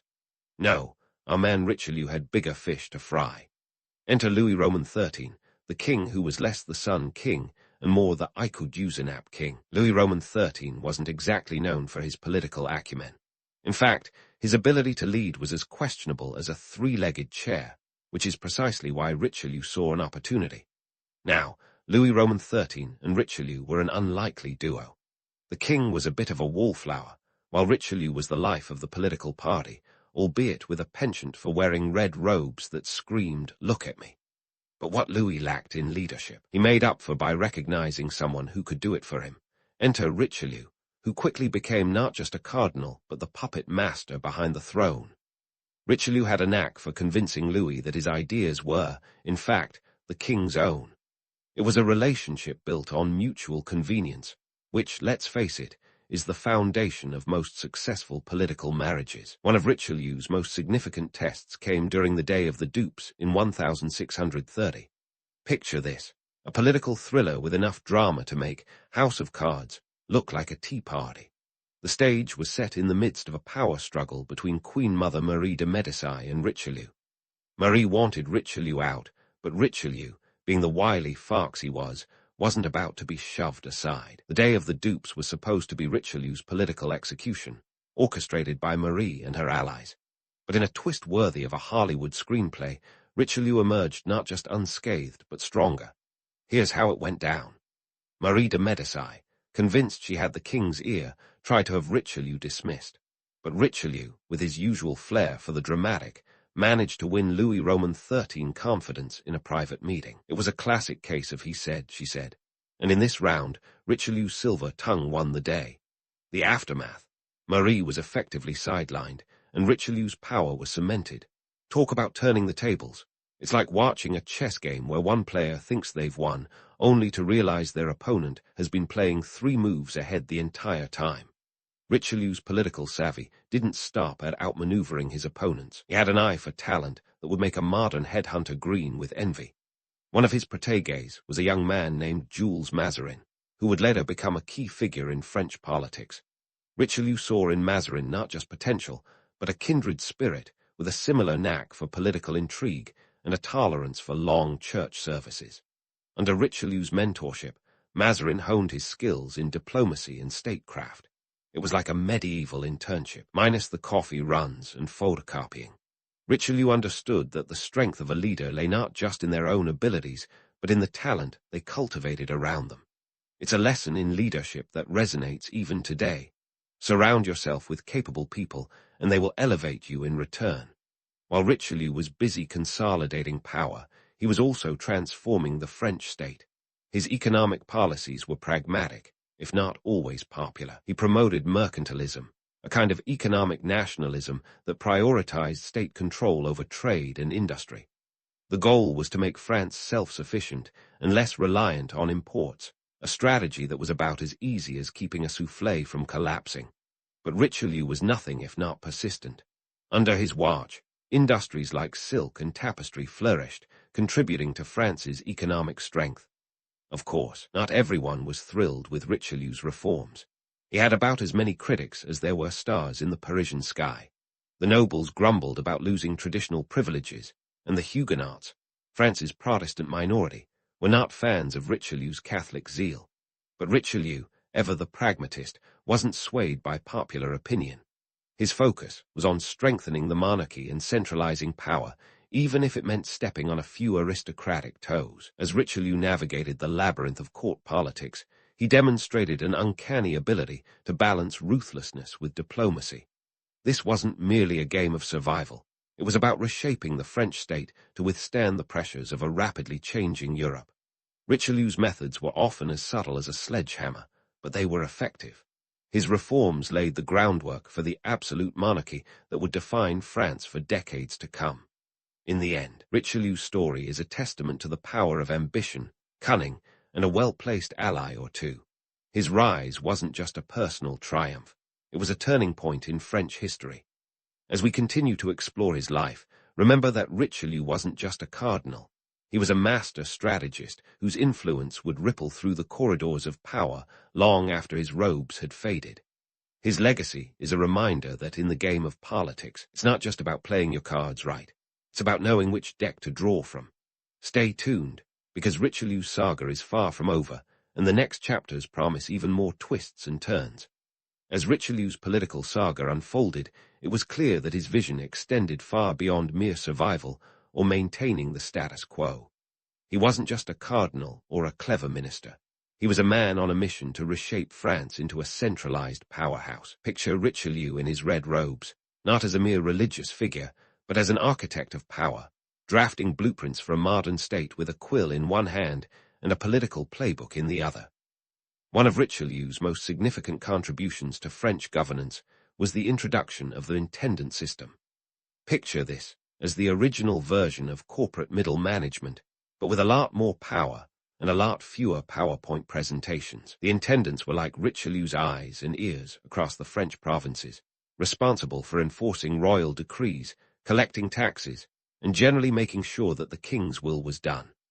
This move was revolutionary for its time, effectively bypassing the traditional networks of noble power that had more loyalty to their own interests than to the crown. Before the intendants strutted onto the scene, France was a patchwork quilt of semi-autonomous regions, each with its own set of rules and a noble or two who fancied themselves above the king. Richelieu took one look at this feudal chaos and decided that what France needed was a little less Game of Thrones and a bit more centralized control.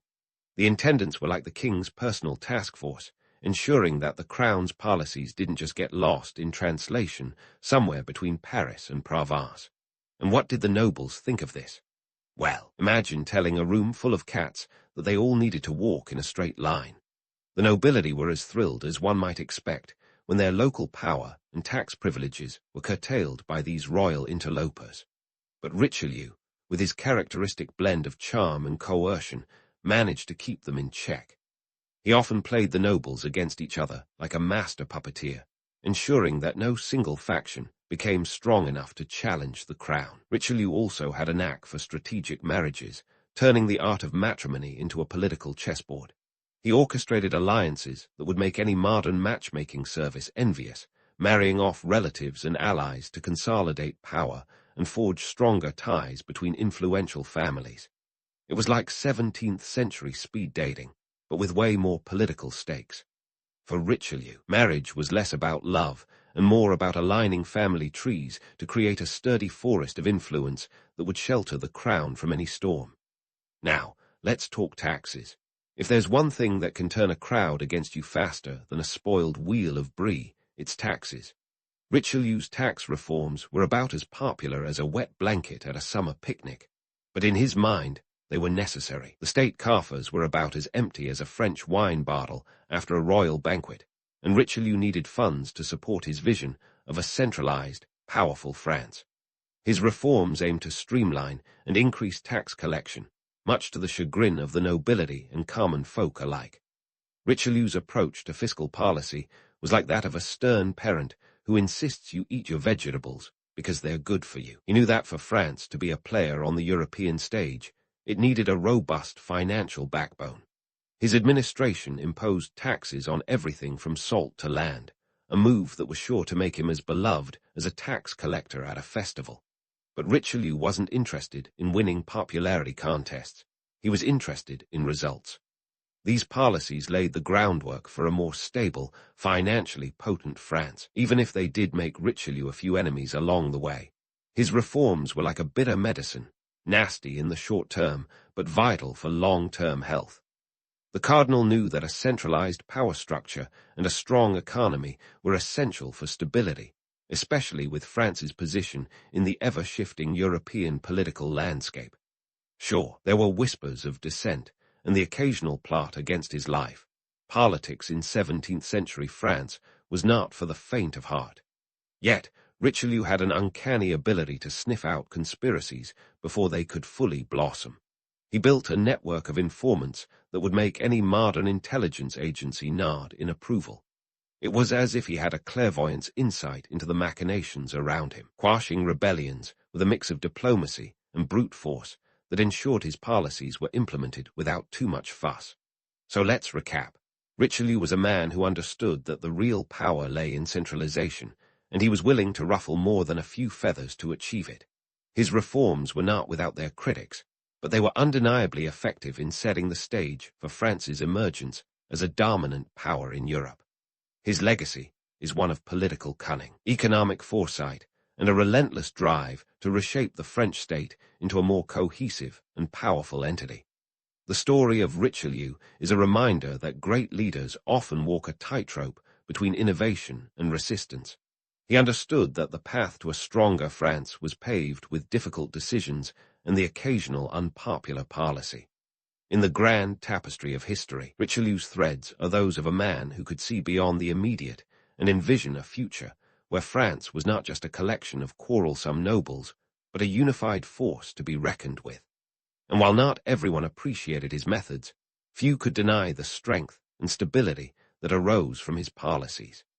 As we look back on Richelieu's domestic policies, it's clear that his efforts were not just about consolidating power for its own sake. They were about creating a foundation upon which future generations could build. His influence would echo through the halls of Versailles and beyond, shaping the course of French history in ways that are still felt today. But the tale of Richelieu doesn't end here. There's more intrigue, more politics, and more of his indomitable spirit to explore in the next chapter of his remarkable life. Stay tuned, because Richelieu's story is like a fine French wine, complex, bold, and with a finish that lingers long after the last sip. So, as Richelieu fortified France's domestic stage, the international theatre beckoned with the allure of war, intrigue, and a chance to redefine European power dynamics. Enter the 30 Years' War, a sprawling, destructive affair that makes your average soap opera look like a Sunday stroll. This was no simple border skirmish. It was a continental shakedown involving nearly every major power of the time, and Richelieu, with his knack for strategy, saw not just chaos but opportunity. Let's set the scene. The 30 Years' War kicked off in 1618, ostensibly over religious tensions in the Holy Roman Empire. But like any good historical drama, it quickly snowballed into a free-for-all where Catholic, Protestant, and political ambitions tangled like headphones in a pocket. Richelieu, a Catholic cardinal, found himself in the peculiar position of supporting Protestant forces. Yes, you heard that right. He was like the bouncer who lets in the band's biggest critic because he knows it'll boost the crowd. Why this seemingly heretical alliance? For Richelieu, it wasn't about religious dogma, it was about geopolitics. He wanted to curb the power of the Habsburgs, who were the reigning champs of Catholic Europe, and by extension, a threat to France. Aligning with Protestant powers was like using a hammer to fix a clock. Unconventional but effective if you're careful. Richelieu's France provided financial support to Sweden, led by Gustavus Adolphus, whose military prowess earned him the nickname, the Lion of the North. Imagine Richelieu sitting in his Parisian office, penning checks with one hand while holding a rosary in the other, a picture of pragmatic contradiction. Funding a war isn't exactly a budget-friendly activity, but Richelieu was a fiscal magician of sorts, adept at pulling coins out of a near-empty hat. To bankroll these military exploits without turning France into a debtor's prison, Richelieu leaned into his economic savvy. He ramped up state revenues through taxes and tariffs, squeezing coins from nobles who were about as eager to pay up as a cat is to take a bath. He also implemented cost-saving measures, such as standardizing military logistics, which was the 17th century equivalent of switching to email to save on postage. Richelieu's foreign policy was a tightrope act, balancing France's Catholic identity with its political ambitions. He had to sell this complex narrative to Louis Roman XIII and the French court, convincing them that supporting Protestant forces was a strategic masterstroke, not a religious betrayal. To the king, he framed it as a necessity for France's survival and dominance. After all, in the grand game of European chess, sometimes you sacrifice a bishop to protect the king. But let's not romanticize Richelieu as a saintly strategist. His methods were ruthless. He implemented a policy of attrition, supporting military campaigns that would stretch the Habsburgs thin, knowing full well that war meant suffering for the average European. His strategy was akin to playing a game of Risk, where the goal was to make everyone else lose rather than to win outright. The devastation of the 30 Years' War was profound, leaving swaths of Europe in ruin, a grim testament to the cost of power politics. Richelieu's balancing act was as daring as it was dangerous. Despite the religious undertones, the war was driven by a quest for territorial expansion and political supremacy. Richelieu was less concerned with theological squabbles and more with ensuring France emerged from the conflict not just intact, but ascendant. His policies were laser-focused on weakening the Habsburgs and positioning France as a leading power in Europe, a goal he pursued with the tenacity of a dog with a bone. Amidst the chaos of war, Richelieu also worked to maintain France's influence in other parts of Europe. He was like a master juggler, keeping multiple balls in the air while never losing sight of the audience, or in this case, the European powers watching from the wings. He engaged in diplomatic maneuvers that would make a Cold War spy nod in approval. Whether it was through marriage alliances, treaties, or outright deception, Richelieu's foreign policy was a web of calculated risks and rewards. And let's not forget the economic backdrop. War is expensive, and so is maintaining a nation's influence. Richelieu's economic strategies were about more than just military funding. They were about ensuring France could sustain its ambitions in the long haul. He promoted trade, supported colonial ventures, and sought to modernize the French economy to support his and France's grand designs. His efforts were akin to assembling a complex machine, each cog critical to the nation's ascent, even if it meant a few squeaks and groans along the way. Richelieu's foreign policy was a masterclass in realpolitik, a term that would have suited him well, had it existed then. He navigated the labyrinth of European politics with the cold precision of a surgeon, cutting away obstacles and alliances as needed. His ability to prioritize France's interests over religious affiliations was both his genius and his gamble, a testament to his belief that in politics, ideology is often just a veneer over the pursuit of power. As the 30 Years' War raged on, the stakes grew higher. Richelieu's strategies were not without their critics, both at home and abroad. Yet his focus remained unyielding. He was like a chess player who could see the board several moves ahead, constantly adjusting his strategy to ensure that France emerged not just as a player, but as a contender for the European crown. His legacy in foreign policy is one of bold decisions, strategic alliances, and a relentless push for power, a tale of ambition writ large across the map of Europe. In the grand narrative of Richelieu's life, his foreign policy moves were a defining chapter. They encapsulated his vision of a France that could stand toe-to-toe with the great powers of Europe, not just as a defender of the faith, but as a formidable force of its own.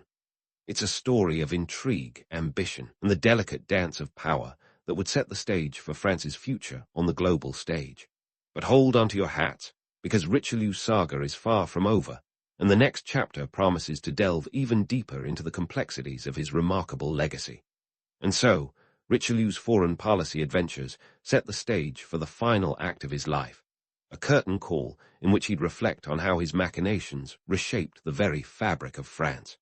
As he aged, Richelieu became less of a player on the field and more of a sage in the stands, watching the unfolding drama of European politics with a mixture of satisfaction and the kind of exasperation only a lifelong political animal can truly feel. But let's not gloss over the fact that Richelieu wasn't exactly the darling of popular opinion. Thanks to Alexander Dumas' The Three Musketeers, Richelieu has been cemented in pop culture as a villain worthy of twirling his mustache from a shadowy corner. Dumas painted him as a scheming antagonist, a narrative as appealing as it is historically skewed. In reality, Richelieu was less a pantomime villain and more a complex tactician, navigating the murky waters of 17th-century politics with the dexterity of a seasoned mariner. Sure, he was ruthless, that much is true, but villainy is a matter of perspective. His actions, often seen as draconian, were aimed at consolidating power and ensuring France's stability, not twirling capes in dark alleys. Richelieu's legacy is a complex tapestry woven from ambition, reform, and a fair share of controversy. His policies were the scaffolding upon which Louis Roman XIV, the Sun King, would later construct his glittering palace of Versailles. Richelieu centralized power, reigned in the unruly nobility, and set the stage for France to become the European superpower it aspired to be. He was the mortar in the wall of French absolutism, and that wall would stand for centuries, influencing the course of European politics long after Richelieu's red robes were consigned to history. Yet the irony is as rich as a French crème brûlée. Richelieu passed away in 1642, leaving behind a France that was more centralized and powerful, but also teetering on the brink of internal strife. It's a classic case of be careful what you wish for. His death was soon followed by the Fronde, a series of civil wars that erupted in 1648, as if France, in its grief, decided to throw a tantrum. The Fronde was essentially a noble-led revolt against the centralization of power that Richelieu had so meticulously crafted. It's like the rebellious teenager acting out against the very foundation that was laid to protect them. Richelieu's economic policies, while vital in the short term, also sowed seeds of discontent. His tax reforms, though designed to stabilize France's finances, burdened the peasantry and fueled resentment among the nobility. It was as if he had built a fortress on a foundation of tinder, strong yet precarious. The financial strain would persist, setting the stage for the fiscal crises that would plague France for decades, culminating in the French Revolution over a century later. Talk about unintended consequences. But let's not forget his impact on the European stage. Richelieu's foreign policy reshaped alliances, redrew borders, and weakened the Habsburg stronghold, allowing France to emerge as a dominant power. He was like a grandmaster in chess, sacrificing pawns with an eye on the endgame. His support of Protestant forces during the 30 Years' War was a masterstroke of realpolitik, a term that captures his pragmatic approach to diplomacy. Richelieu was less interested in religious dogma and more focused on curbing Habsburg influence, a strategic maneuver that would enable France to set the agenda in the post-war peace talks. The Peace of Westphalia in 1648, which concluded the war, saw France gain territories and prestige, a testament to Richelieu's long-term vision.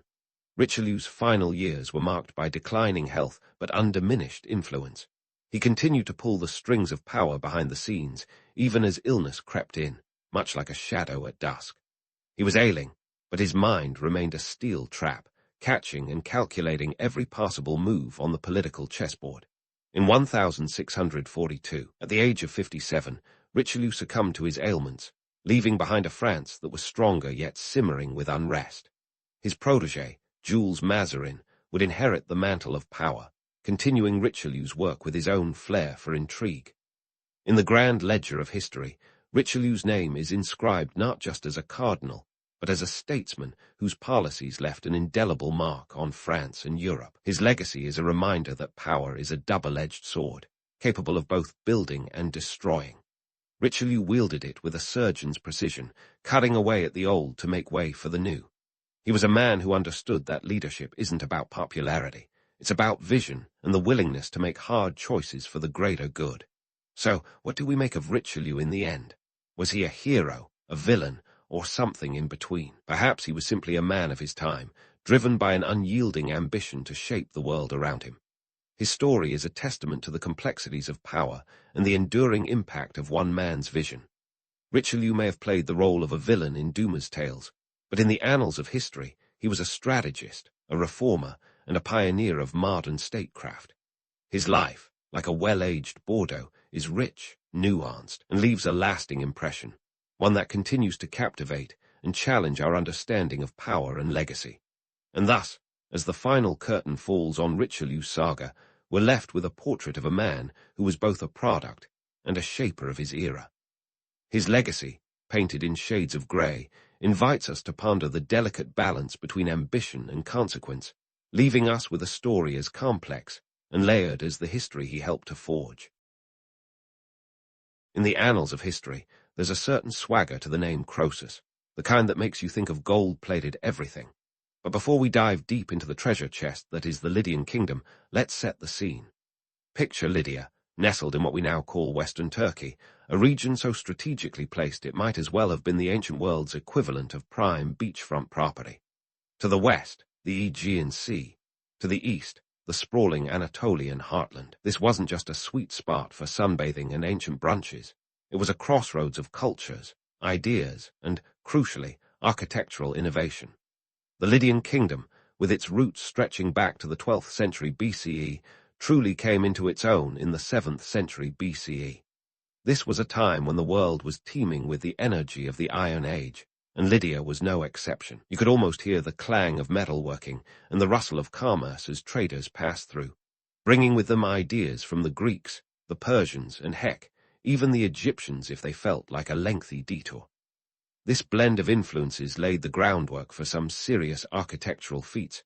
But before we get to the bricks and mortar, let's talk about Croesus, the man, the myth, the probable PR genius. King Croesus ruled from about 595 BCE to 546 BCE.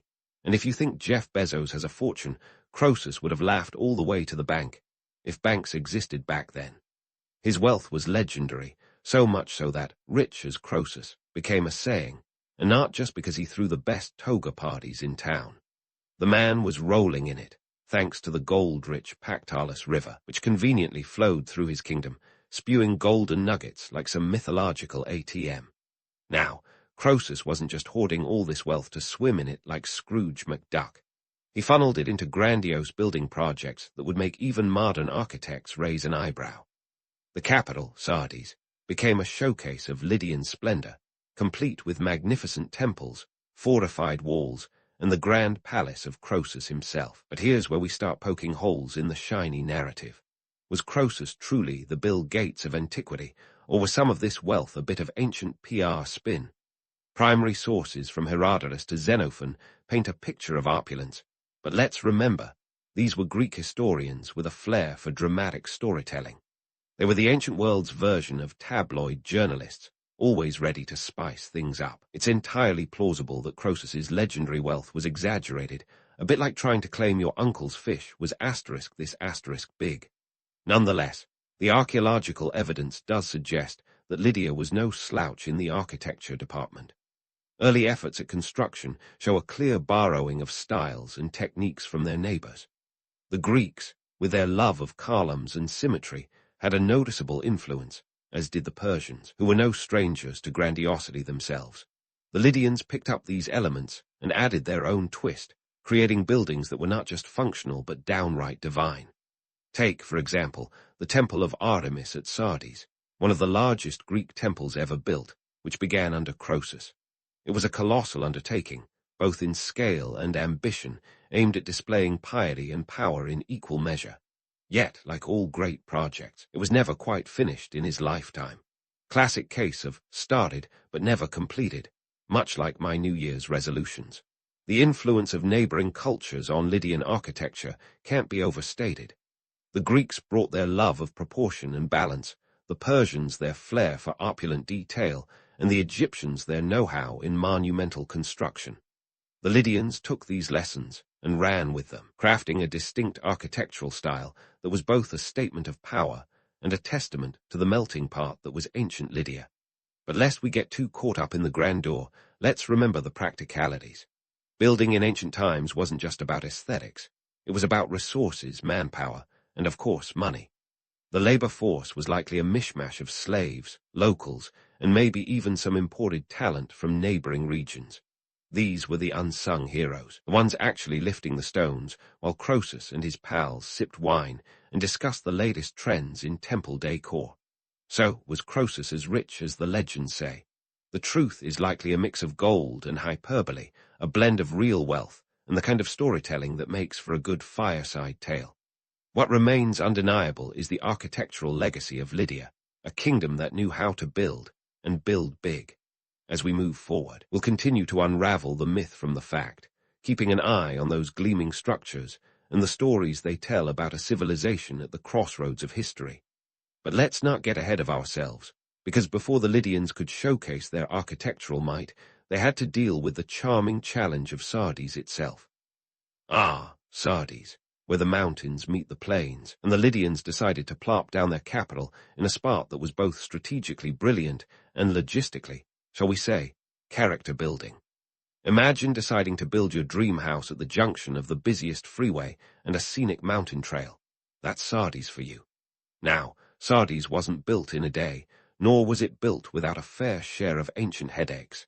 This was urban planning before the days of blueprints and zoning laws. The city was laid out in a valley flanked by the imposing Mount Tmolus, with the golden Pactolus River meandering through like a natural moat that whispered both wealth and flood risk.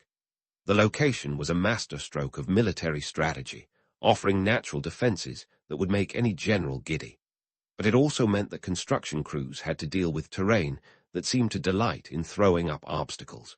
The Lydians, though, weren't the type to back down from a challenge, took to the task with a determination that would earn them a 5-star rating on any ancient job site. One of the standout features of Sardes was its Acropolis, a fortified citadel perched high on a rock face. This was the sort of place that shouted "You shall not pass" long before Gandalf made it cool. The Acropolis wasn't just a military installation. It was also a symbol of Lydian resilience and ingenuity, a statement that said, "Sure, the terrain's a pain, but look what we did with it." When it came to building materials, the Lydians were nothing if not practical. The region offered plenty of stone, which they used to construct the massive fortifications that girded the city. But stone alone wasn't enough. Enter the humble brick, the unsung hero of ancient construction. The Lydians excelled at brick-making, and their clever use of both stone and brick allowed them to build structures that were as sturdy as they were stylish. With bricks, they could fill in the gaps, smooth out the rough edges, and create buildings that stood the test of time, or at least until the next earthquake tried to rearrange the landscape. Now, let's talk about those logistical nightmares. Moving massive stones without the benefit of modern machinery was less a task and more a Herculean labor. Imagine trying to transport a multi-ton block of stone across uneven terrain using nothing more than wooden rollers, ropes, and sheer willpower. It's the kind of challenge that would make even the most seasoned project manager break out in a cold sweat. Yet somehow, the Lydians managed it, employing a combination of ingenuity and brute force that was the ancient equivalent of a get-it-done attitude. And then there was the problem of manpower.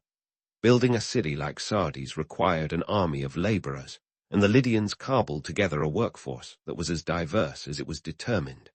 Slaves, sure, but also local craftsmen and maybe even a few adventurous souls from neighboring lands looking to make a name for themselves in the booming Lydian economy. It was a melting pot of humanity, all pulling together, or at least in the same general direction, to raise the city from the dust. What drove them, aside from the occasional lash of a taskmaster's whip? Perhaps it was the allure of working on something that would stand as a testament to their efforts, a legacy carved in stone and brick. Or maybe it was the promise of a few coins and a heart meal at the end of a long day, the simple pleasures that keep humanity going even in the toughest times. As Sardes rose, so too did its cultural and economic significance.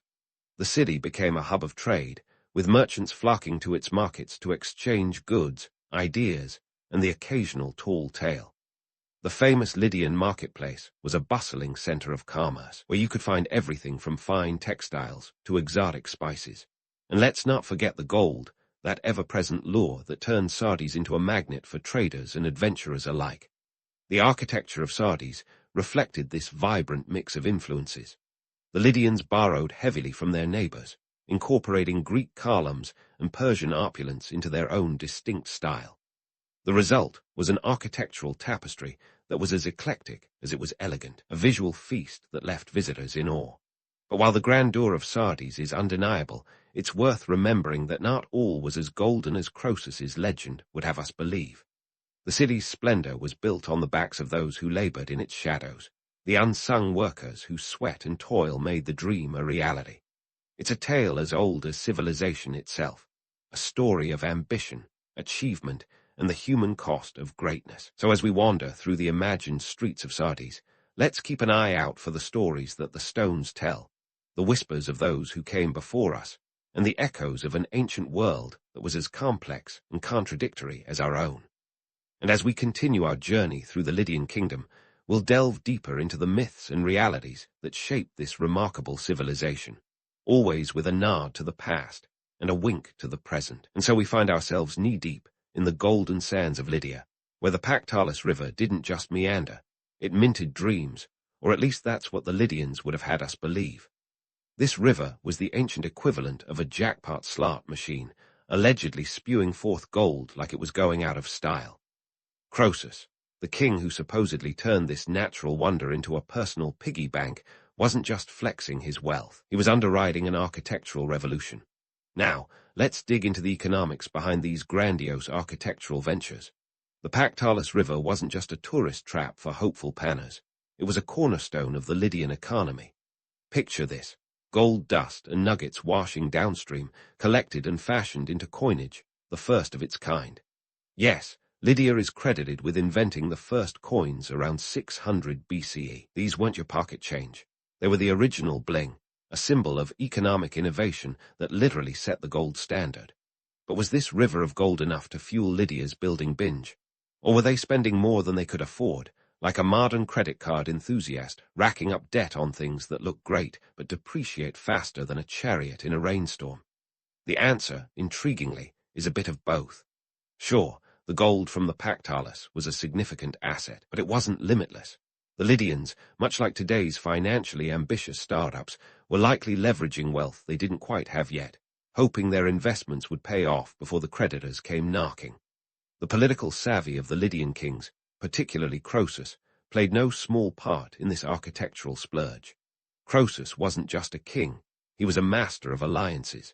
By aligning Lydia with powerful neighbors like the Greeks and the Persians, he ensured not just peace, but a steady influx of ideas, artisans, and crucially skilled labor. This was globalization before the term existed, with Lydia at its buzzing center. Speaking of labor, let's talk about the real MVPs of the Lydian architectural scene, the architects and laborers. In the pecking order of ancient society, architects were today's tech startup gurus. They were the visionaries, the ones who turned royal dreams into architectural blueprints. These men were not just builders. They were the Steve Jobs of their time, crafting structures that were as much about form as function. The likes of Theodorus of Samos, who was reputedly involved in the construction of the Temple of Artemis, set the stage for an architectural renaissance that still echoes through time. But let's not sugarcoat it. The laborers, the unsung foot soldiers of these grand projects, were often working under conditions that would make a sweatshop seem like a day spa. Slaves, prisoners of war, and lower-class citizens made up the bulk of the workforce. They toiled long hours, moving heavy stones and crafting bricks with little more than the promise of survival. It's hard to romanticize that kind of grit, even if the end result was a temple that would leave visitors in awe. And while architects might have enjoyed a certain celebrity status, the laborers were the backbone of the operation, the ones who turned blueprints into reality. Their social status might not have been enviable, but their contribution was indispensable. Without them, the grand visions of kings would have remained just that, visions, not realities carved in stone. Now, here's a juicy tidbit. The Lydians were not just about building for the sake of building. Their architectural feats were statements, political tools in a landscape where stone and mortar could be as powerful as armies. The temples and palaces of Lydia weren't just places of worship or residence. They were symbols of power, designed to impress allies and intimidate foes. Each column, each archway, was a testament to Lydian power and sophistication, a silent yet emphatic declaration that Lydia was not to be trifled with. This blend of economic might and architectural prowess painted Lydia as a beacon of prosperity. But let's not forget the darker side of this golden coin. The wealth that funded these projects wasn't just about gold, it was about exploitation, too. The Lydian economy, like many others, was built on the backs of those who had little choice but to comply. This was a society where the gap between the haves and the have-nots was as wide as the Aegean Sea, a disparity that fueled both progress and discontent. The Lydian kings, with their eye on legacy, were playing a high-stakes game. For all their wealth, they were not immune to the economic and political currents that swept through the region. Wars, alliances, and the ever-looming threat of Persian expansion meant that Lydia's fortunes could change as swiftly as the flow of the Pactalis River. It was a precarious balancing act, one that required both ambition and caution. So, were these architectural feats sustainable, or were they the ancient equivalent of living beyond one's means? The answer, as with so much in history, is complex. Lydia's architectural legacy is undeniable, but it came at a cost, both human and economic. As we continue our journey through this fascinating kingdom, we'll explore how these grand ambitions played out in the long run, and whether the Lydians' reach ultimately exceeded their grasp. With the Pactalis River's gold in their coffers and the architectural brilliance of their day in their hands, the Lydians crafted a kingdom that stood as a testament to human ingenuity and ambition. Yet, beneath the gleaming surface lay the harsh realities of power, labor, and the ever-present question of sustainability.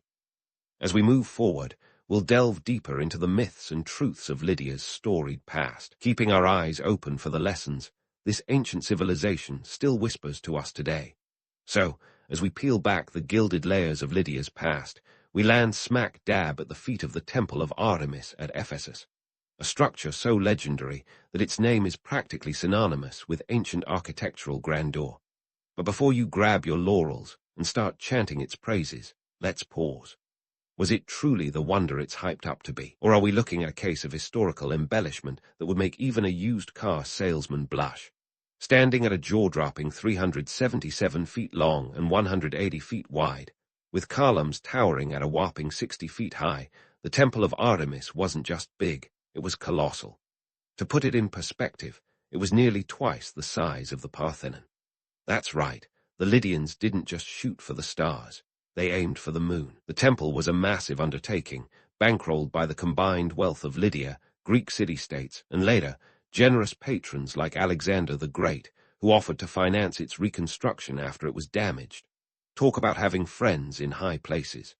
The temple's foundations were laid around 550 BCE, and it was completed over several decades, a testament to the perseverance and deep pockets of its builders. The cost, an eye-watering 125 talents of silver, roughly equivalent to 3,000 kilograms, or in today's terms, enough to buy a small island in the Aegean Sea. This was no weekend DIY project. It was the ancient version of a mega-project, with all the logistical headaches to match. But let's not get carried away by the scale alone. The real intrigue lies in the myths and realities that swirl around its marble columns. For starters, there's the tale of Herostratus, the original fame-seeker, who set fire to the temple in 356 BCE just to immortalize his name. His plan worked, albeit at the cost of a death sentence and a damnatio memoriae, or official erasure from history. That was about as effective as a wet paint sign. The temple was rebuilt, bigger and better, with financial contributions from across the ancient world, proving that even back then, tragedy was a surefire way to drum up support. Yet, for all its glory, the Temple of Artemis was plagued by a not-so-glamorous reality: natural disasters. Earthquakes, those pesky reminders of Mother Nature's indifference to human achievement, repeatedly knocked the temple down a peg or two. The region's seismic activity meant that the temple was as much a testament to human endurance as it was to architectural brilliance. Imagine spending years constructing a masterpiece, only to have it shaken to rubble by tectonic tantrums. It's the sort of problem that would make even the most stoic architect reach for a jug of ancient wine. And then, there's the matter of its supposed opulence. The temple was adorned with sculptures and artworks from the finest artists of the time, including the famous statue of Artemis herself, reportedly made of gold and ivory. But here's the plot twist. While the temple's decorative splendor was undoubtedly impressive, much of its fabled lavishness comes from, you guessed it, the fertile imaginations of later historians and writers.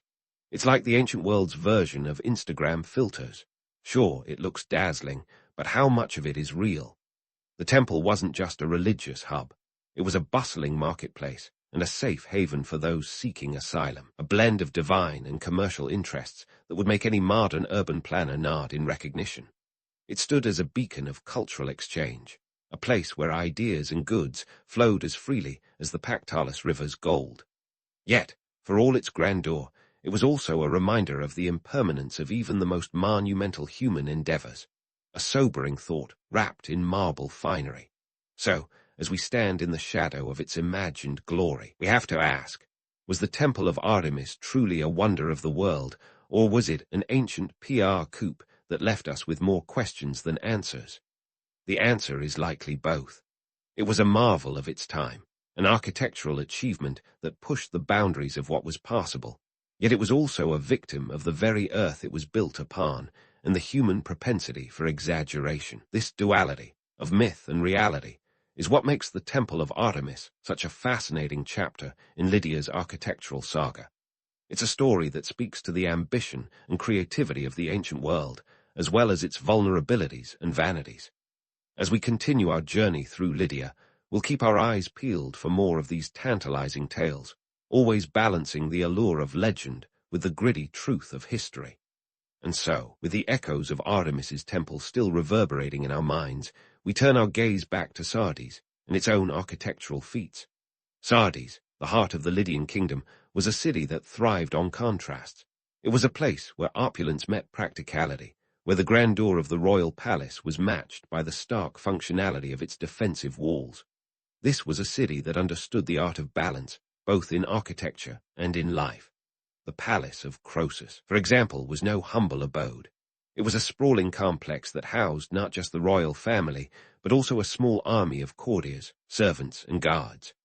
The palace was the beating heart of Lydian power, a symbol of Croesus's wealth and influence. Yet, for all its opulence, it was also a place of intense political maneuvering, a hive of activity where alliances were forged and broken over lavish banquets and whispered conversations. The palace's architecture reflected this duality. On one hand, it was a fortress, with thick walls and strategic sightlines designed to deter would-be invaders.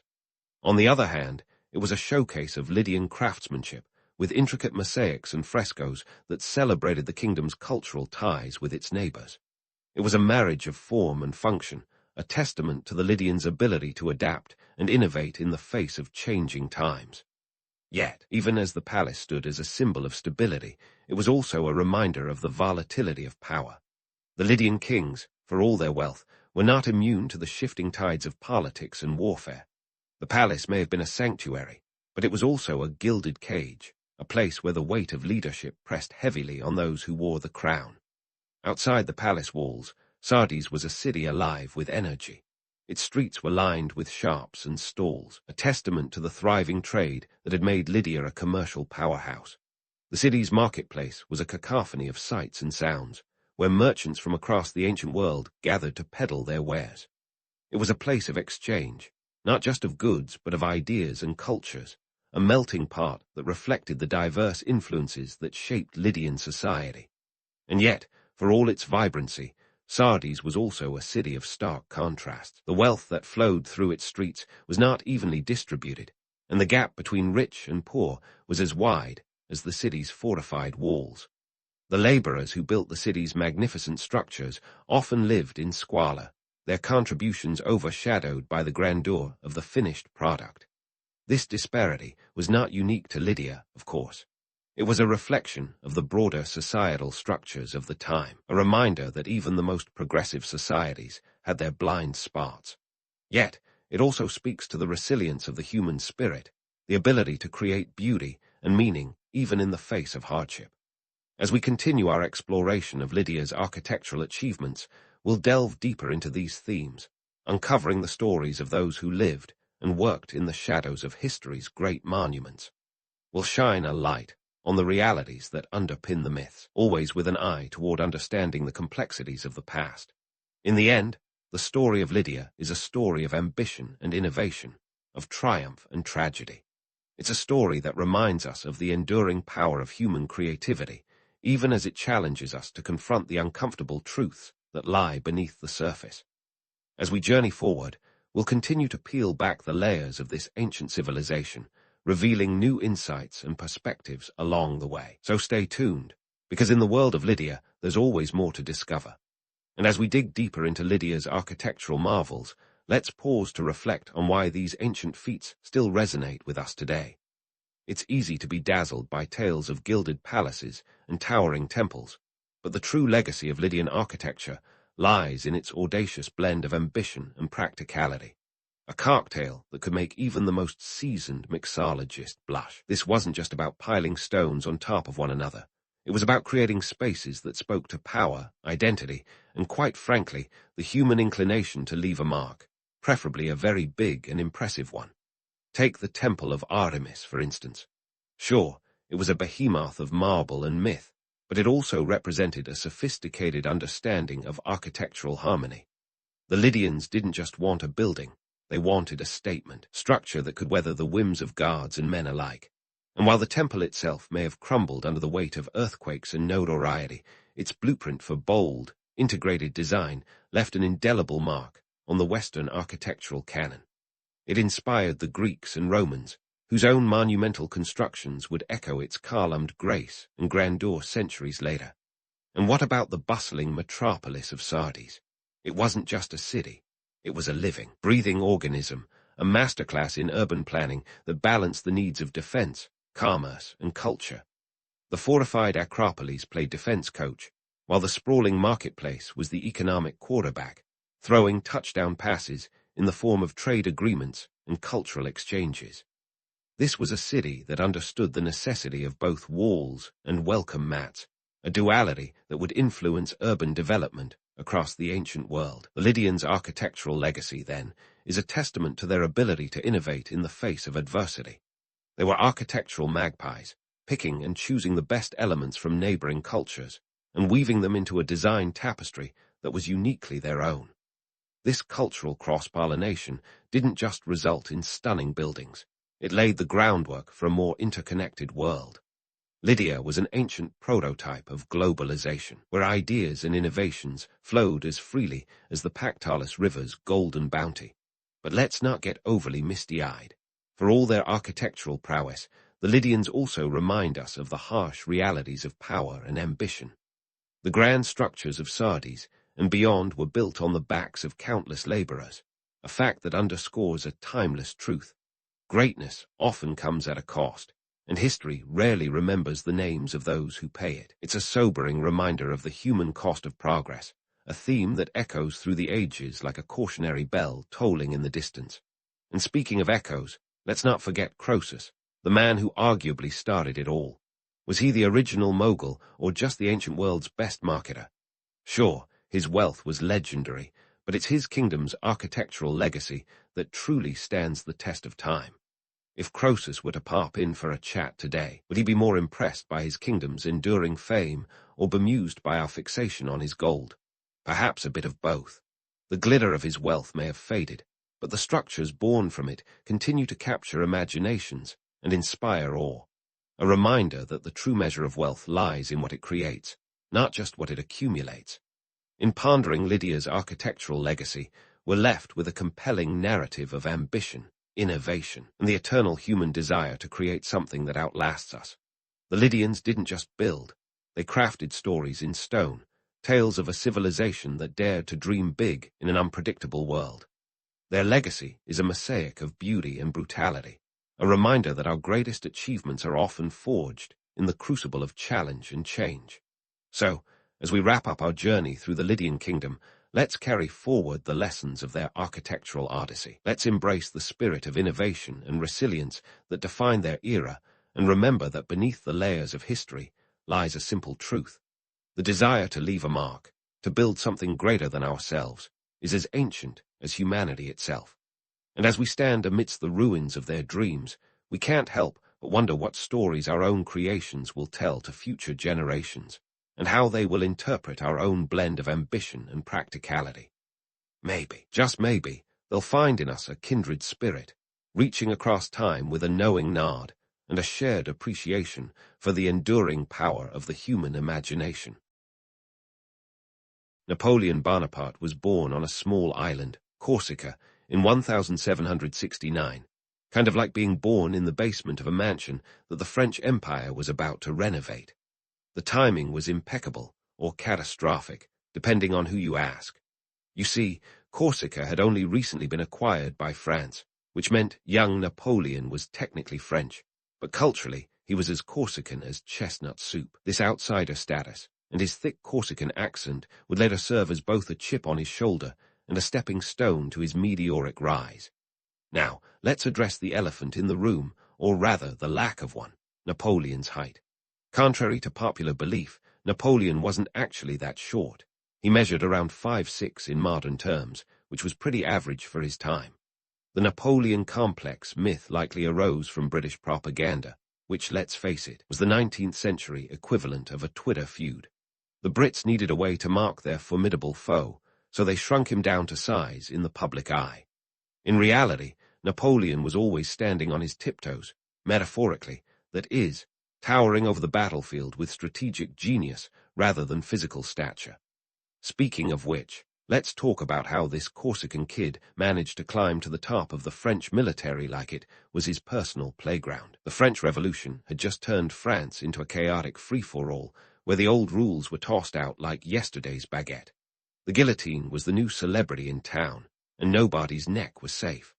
Amidst this turmoil, Napoleon saw opportunity. He was a man of ambition, not just for power, but for order in a world gone mad. His first big break came during the siege of Toulon in 1793. The British and Royalists were holed up in the port city, and the French army was bungling the siege like a toddler trying to fit a square peg in a round hole. Enter Napoleon, then a 24-year-old artillery officer with a plan. He reorganized the artillery, turning what was a complete mess into a masterclass in siege warfare. His success was rewarded with a promotion to brigadier general, and just like that, Napoleon was on the map. But Napoleon wasn't just a military whiz. He was a PR mastermind. He knew the power of image, and often commissioned paintings that depicted him as the gallant leader atop a rearing horse, even if in reality he might have been on a more humble donkey. He also had a knack for penning dispatches that made his exploits sound like the stuff of legend. This was long before Instagram, folks, but Napoleon knew how to craft a highlight reel that would make any modern influencer envious. Now, why did Napoleon's rise matter? Well, France was knee-deep in a mess of its own making. The revolution had blown the monarchy to smithereens, but the resulting political scene was more of a circus than a functioning government. The economy was in tatters, the currency was about as stable as a seesaw, and the political factions were at each other's throats. The French loved liberty, equality, and fraternity in theory, but in practice they were just trying to survive the chaos. Napoleon brought a sense of order, or at least the promise of it, and in those desperate times that was enough to capture the hearts and votes of the French people. Napoleon's appeal wasn't just about military prowess or slick PR. It was his ability to maneuver through the political minefield left by the revolution. The French Directory, the 5-man executive committee running the show, was about as popular as a soggy croissant. They needed someone who could both defend France's borders and quell the internal unrest. Napoleon, with his military successes and knack for governance, seemed like the perfect candidate. By 1799, he had positioned himself as the first consul of France after a coup that was executed with the precision of one of his artillery maneuvers. In this role, he stabilized the French economy with the establishment of the Bank of France and reformed the tax system, which had previously been about as organized as a teenager's sock drawer. He also introduced the Napoleonic Code, a civil code that laid the groundwork for modern legal systems around the world. Sure, he was consolidating power at an alarming rate, but he was also making trains run on time, or would have, if trains had been a thing back then. In essence, Napoleon was the right person at the right time, or the wrong person, depending on your perspective. The revolution had torn apart the old structures, and in their place, Napoleon offered a new order. Like a master chess player, he saw moves ahead and knew how to capitalize on the chaos swirling around him. His rise wasn't just a fluke. It was the result of strategic genius, impeccable timing, and a little bit of that Corsican stubbornness that refused to be ignored. Napoleon's rise, steeped in strategic genius and a cocktail of opportune chaos, set the stage for his military exploits that would redefine the art of war. If you think General Bonaparte was just about flashy uniforms and grand speeches, think again. This guy didn't just read Sun Tzu's The Art of War, he practically wrote a sequel. Enter the Battle of Austerlitz, often called the Battle of the Three Emperors. It was here, on December 2, 1805, that Napoleon pulled off a tactical masterclass that would send military academies into a frenzy of admiration and analysis for centuries. Picture it. The French army, numbering about 68,000, facing off against a joint force of roughly 85,000 Austrians and Russians. If you're doing the math, that's a 17,000 strong disadvantage for Team Napoleon. But where most generals would see a problem, Napoleon saw an opportunity, a chance to turn the tables with ingenuity and a touch of subterfuge. He played the long game, feigning weakness by deliberately thinning his right flank.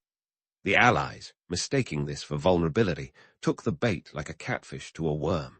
Napoleon's genius lay in his ability to read not just the battlefield, but the minds of his opponents. As the Allies advanced, he executed a pincer movement, striking at their center with the precision of a Swiss watch. The result? a resounding French victory that left the Allies reeling and rendered the Holy Roman Empire about as relevant as a VHS in the age of Netflix. The cost, about 36,000 casualties in total, with the Allies bearing the brunt of the losses.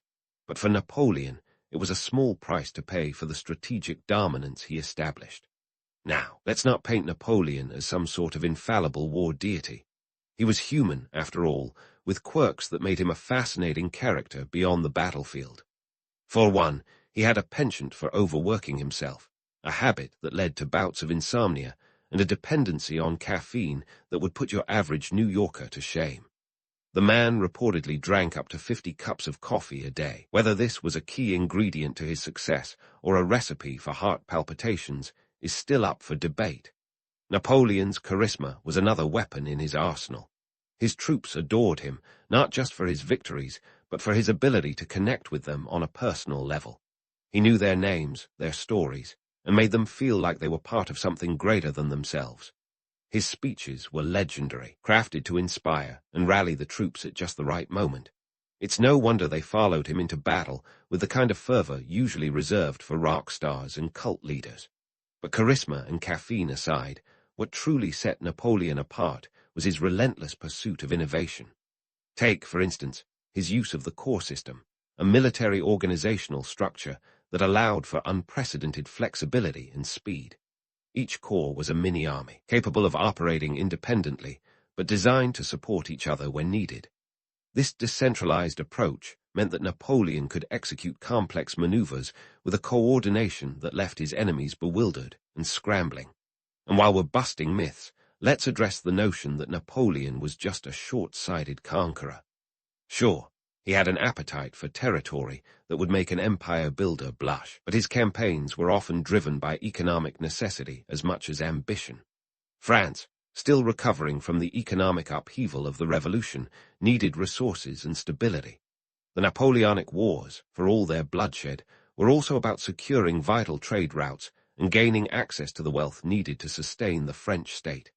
Now, was Napoleon's ambition a double-edged sword? Absolutely. His relentless drive for expansion eventually led to overreach, a classic case of biting off more than he could chew. But before we get to that, let's relish in another one of his audacious victories, the Battle of Jena Auerstedt in 1806. Here, Napoleon faced the Prussian army, a force reputed to be as disciplined as a Swiss banker and as fierce as a Teutonic knight. Yet, in a dazzling display of tactical flair, Napoleon and his marshals crushed the Prussians in a single day, capturing over 25,000 prisoners and sending a shockwave through Europe. These victories were not just military triumphs, they were psychological masterstrokes.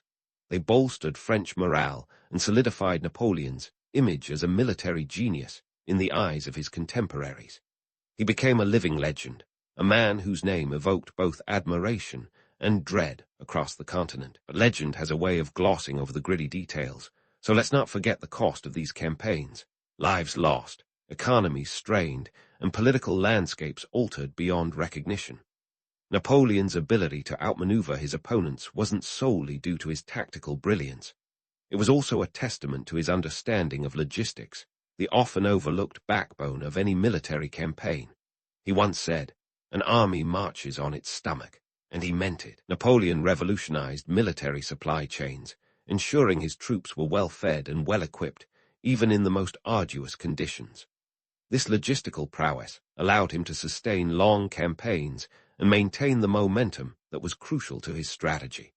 Yet, for all his successes, Napoleon was also a man of contradictions.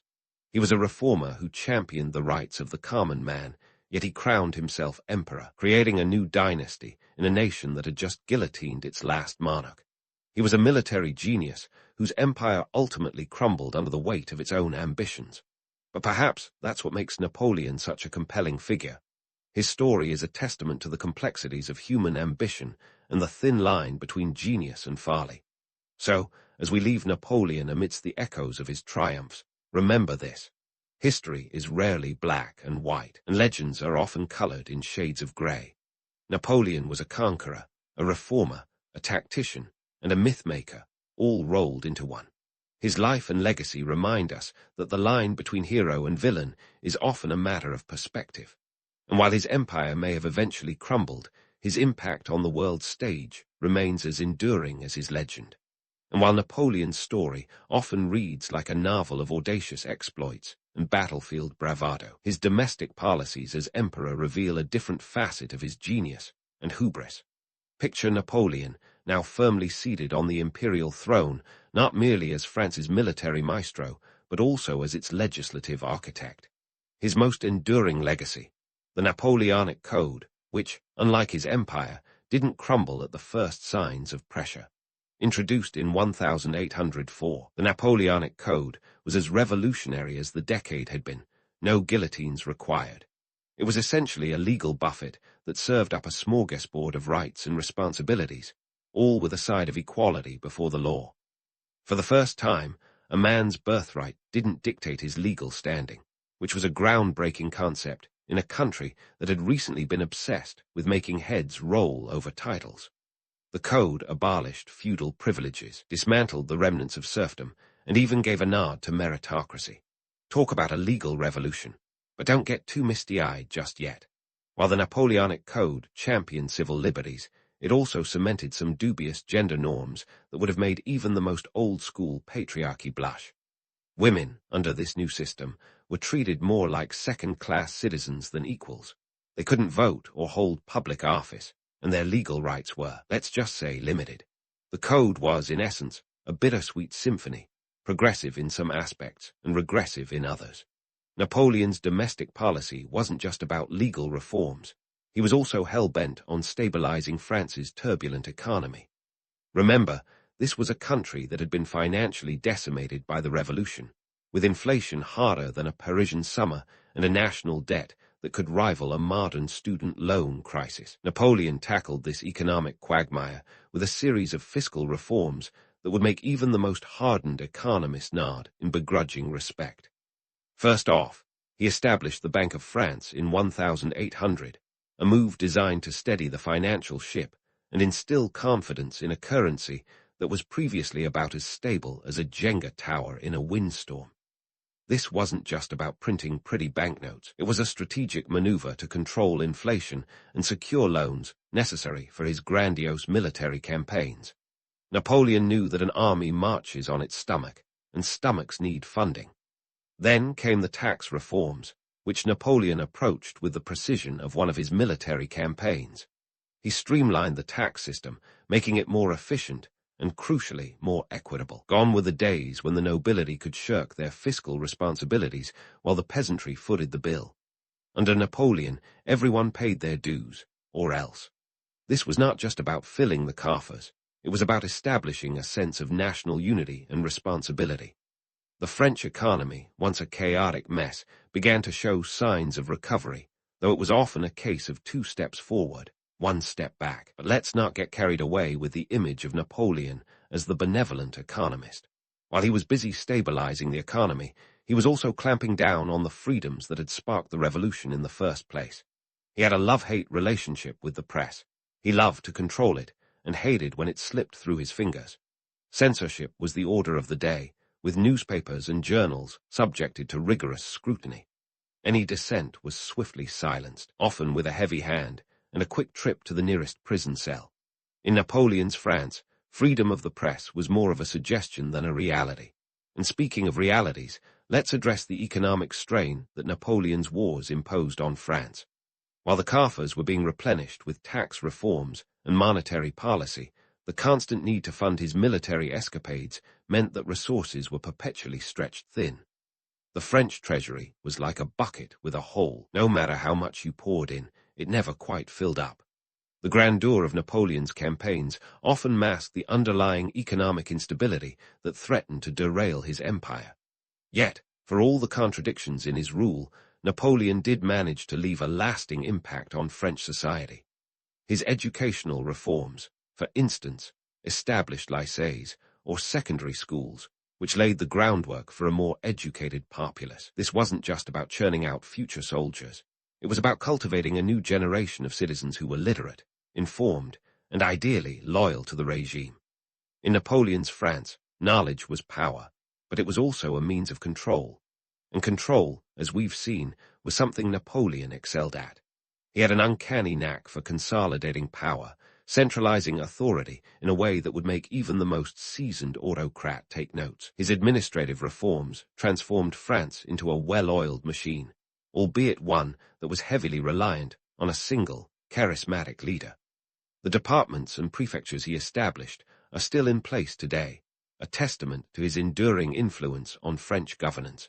But before we wax too lyrical about Napoleon's domestic achievements, let's remember that his reforms came at a cost. The Napoleonic Wars drained the national treasury, and while France reaped the short-term benefits of military conquest, the long-term economic toll was significant. Napoleon's ambition, while it drove innovation and reform, also sowed the seeds of his eventual downfall. The economy, like his empire, could only stretch so far before it snapped. As we ponder the legacy of Napoleon's domestic policies, it's clear that his rule was a tapestry of contradictions. He gave with one hand and took with the other, offering stability and order in exchange for control and conformity. Napoleon's France was a nation of paradoxes, where progress and repression walked hand in hand, each step forward accompanied by a shadow of caution. His reforms, though imperfect, laid the foundation for modern France, yet they also served as a reminder of the delicate balance between power and liberty. So, while we marvel at the myth of Napoleon, the domestic reality is a tale of innovation and ambition, tempered by the harsh truths of economic strain and political control. It's a story that continues to resonate, challenging us to question the line between legend and reality, between the conqueror and the statesman. As we leave this chapter open, remember that the story of Napoleon is far from over, and his legacy, like his life, remains a complex and captivating puzzle yet to be fully solved. As Napoleon's story unfolds, we find ourselves at the precipice of his ambitions, both grandiose and fatal. The man who once reshaped Europe with the flick of a quill and the thrust of a bayonet was about to discover that even emperors have their limits. Let's dive into the murky waters of 1812, a year that would prove to be as unkind to Napoleon as an overcooked soufflé. The Russian campaign. The infamous Russian campaign, often cited as the textbook case of hubris meeting reality with all the grace of a lead balloon. Napoleon, riding high on past glories, and perhaps a smidge too much caffeine, embarked on what he deemed a necessary excursion into the vast, icy expanse of Mother Russia. His reasoning: to enforce the continental system, a trade embargo against Britain that was about as popular as a root canal among European nations. Russia, under Tsar Alexander I, had decided that British goods were too enticing to resist, and Napoleon, never one to take a slight lightly, prepared to teach them a lesson. And so, in June of 1812, Napoleon amassed the Grande Armée, a force of 600,000 soldiers, the largest Europe had ever seen. This wasn't just a military endeavor, it was a logistical nightmare. Imagine coordinating a caravan of humanity stretching over 20 miles long, across hostile terrain and through inhospitable weather. It was like orchestrating a rock festival on wheels, but with fewer guitar riffs and more muskets. But numbers alone don't win wars, as Napoleon was about to learn. The Russians, employing a scorched earth policy, retreated deeper into their own territory, leaving nothing but charred fields and empty granaries in their wake. The French troops, accustomed to living off the land, found themselves starved and demoralized. It was like trying to host a banquet without food, an exercise in futility and frustration. Then came the Battle of Borodino in September, a bloody confrontation with no clear victor. Napoleon's forces managed to capture Moscow, but it was a hollow victory. The city was deserted and set ablaze by retreating Russians, offering nothing but smoke and ashes to the weary invaders. The harsh Russian winter descended like an uninvited guest, and Napoleon was forced to retreat. By the time the remnants of his once mighty army stumbled back across the Neman River, only about 100,000 beleaguered souls remained. The rest had succumbed to the elements, disease, and relentless Russian harassment. The Russian campaign was more than a military disaster. It was a catastrophic blow to Napoleon's aura of invincibility. The man who had once been the embodiment of European ambition now appeared vulnerable. His empire stretched thinner than a crepe. It was a turning point that not only sapped his resources, but also shattered the illusion of his omnipotence. As Europe watched the unraveling of Napoleon's fortunes with a mixture of schadenfreude and apprehension, the geopolitical landscape shifted. The Sixth Coalition emerged, an uneasy alliance of nations that included Britain, Russia, Prussia, and Austria. These former foes, united by little more than a shared desire to see Napoleon knocked off his pedestal, mobilized their forces and prepared to strike. The stage was set for the Battle of Leipzig in October 1813, often called the Battle of Nations, a title that would fit snugly in any epic saga.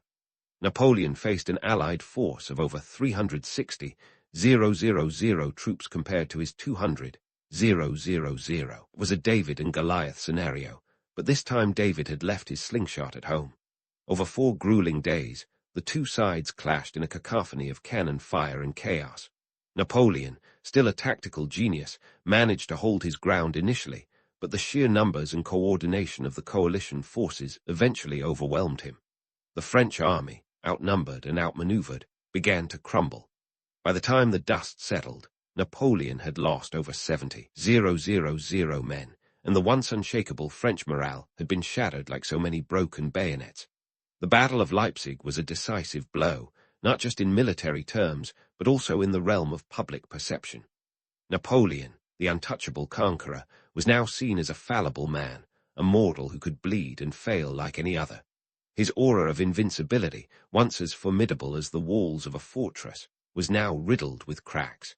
In the aftermath, European nations, emboldened by their success, began to reclaim territories previously annexed by France. Napoleon's empire, once akin to a sprawling tapestry, began to unravel thread by thread. This was the beginning of the end, a prelude to a symphony of defeats that would ultimately lead to his abdication in 1814. But let's not get ahead of ourselves. At this juncture, it's worth pondering the very essence of Napoleon's downfall. Was it his insatiable ambition, his refusal to adapt, or simply the inevitable consequence of overreach? Perhaps it was a cocktail of all three, served with a twist of fate. The Russian campaign and the Battle of Leipzig were not mere military defeats. They were manifestations of a deeper strategic flaw, a failure to recognize the limits of power and the changing tides of geopolitical reality. Napoleon, for all his brilliance, ultimately undone by the same forces he once wielded with such mastery. As we reflect on these pivotal moments, it's clear that Napoleon's story is one of ambition meeting consequence, of myth confronting reality. And while the road ahead for the self-proclaimed emperor will be fraught with challenges, the echoes of his legacy continue to reverberate across Europe and beyond.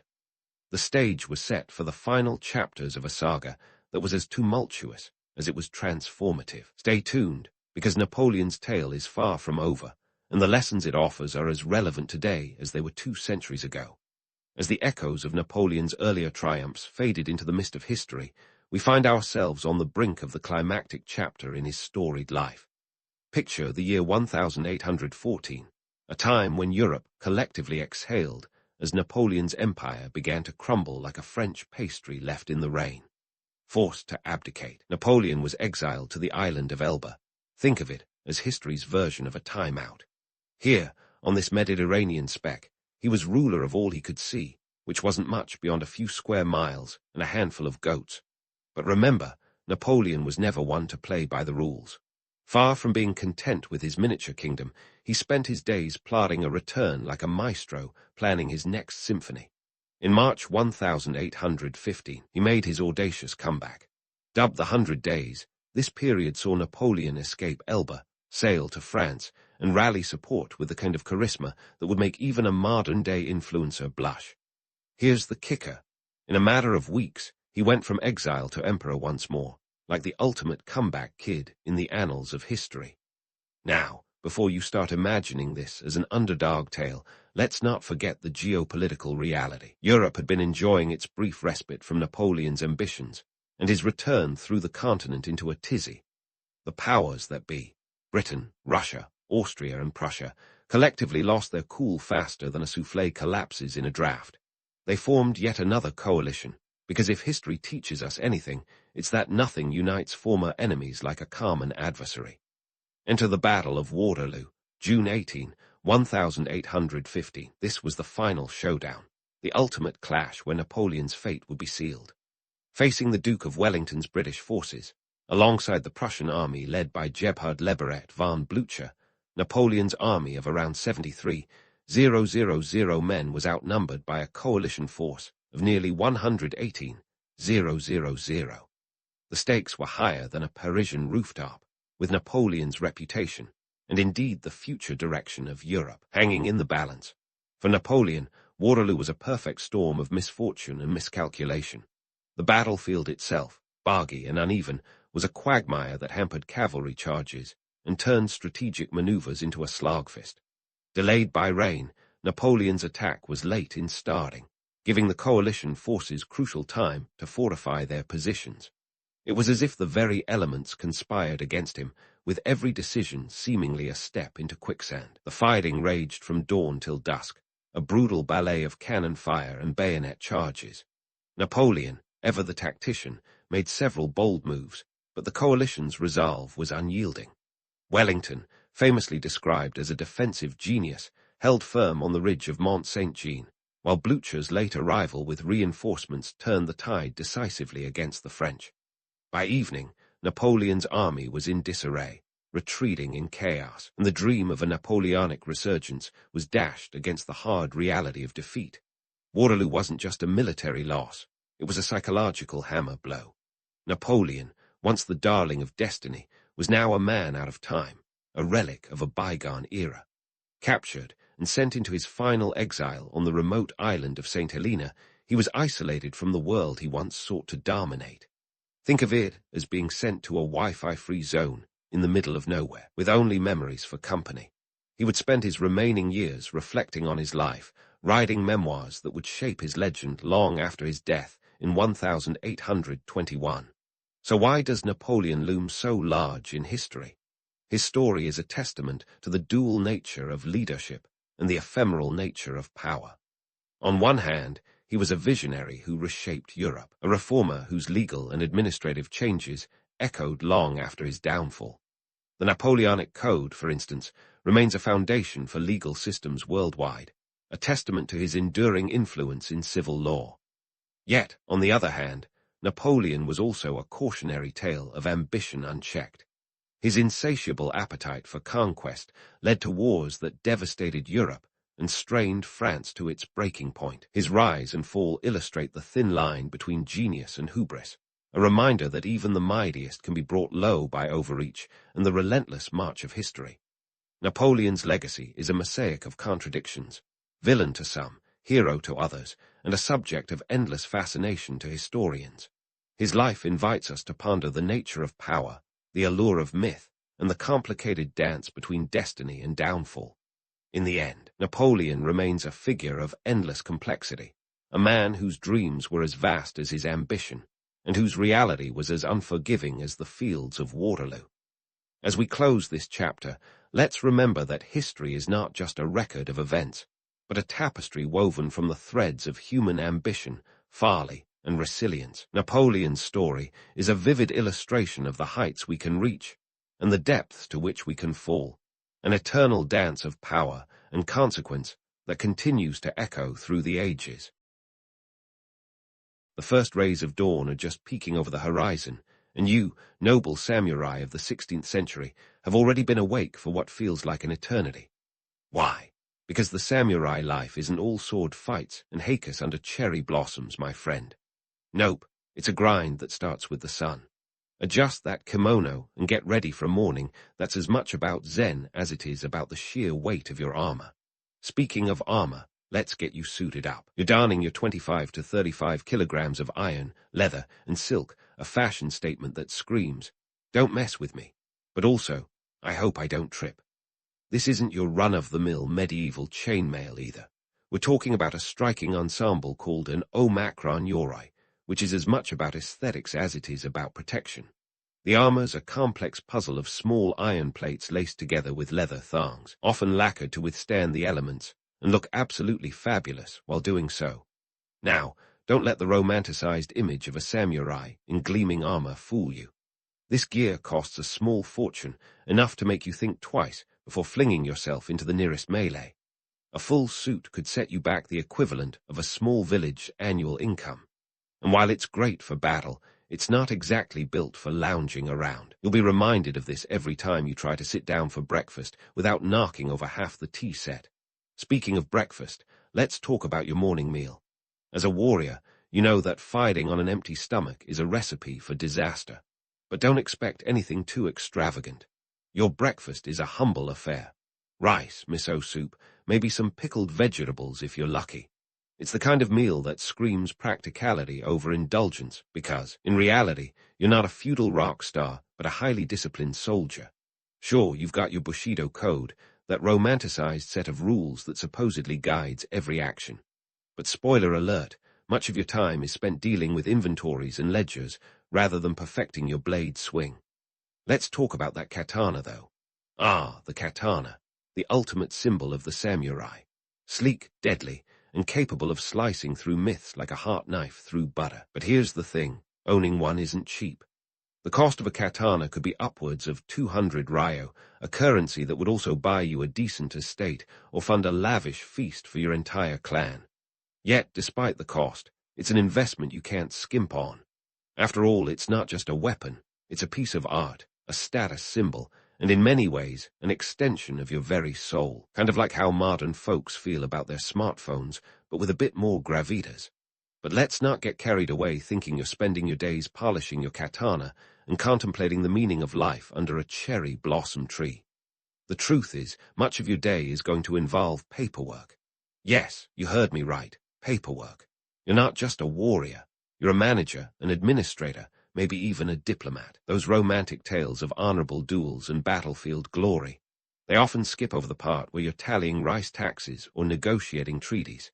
It's a bit like being a corporate executive, but with more opportunities for swordplay. And speaking of myths, let's address Bushido, the so-called way of the warrior. It's touted as the guiding principle of every samurai's life, a code of honor and moral values. But here's the kicker. During your time, Bushido isn't exactly a formalized code. It's more of an ideal, a philosophical guideline that's interpreted in various ways. It's not like there's a Bushido handbook you carry around. It's more of a cultural expectation, something you live by but can't quite pin down on paper. Think of it like trying to follow an unwritten social media etiquette. Everyone knows it, but no one can quite define it.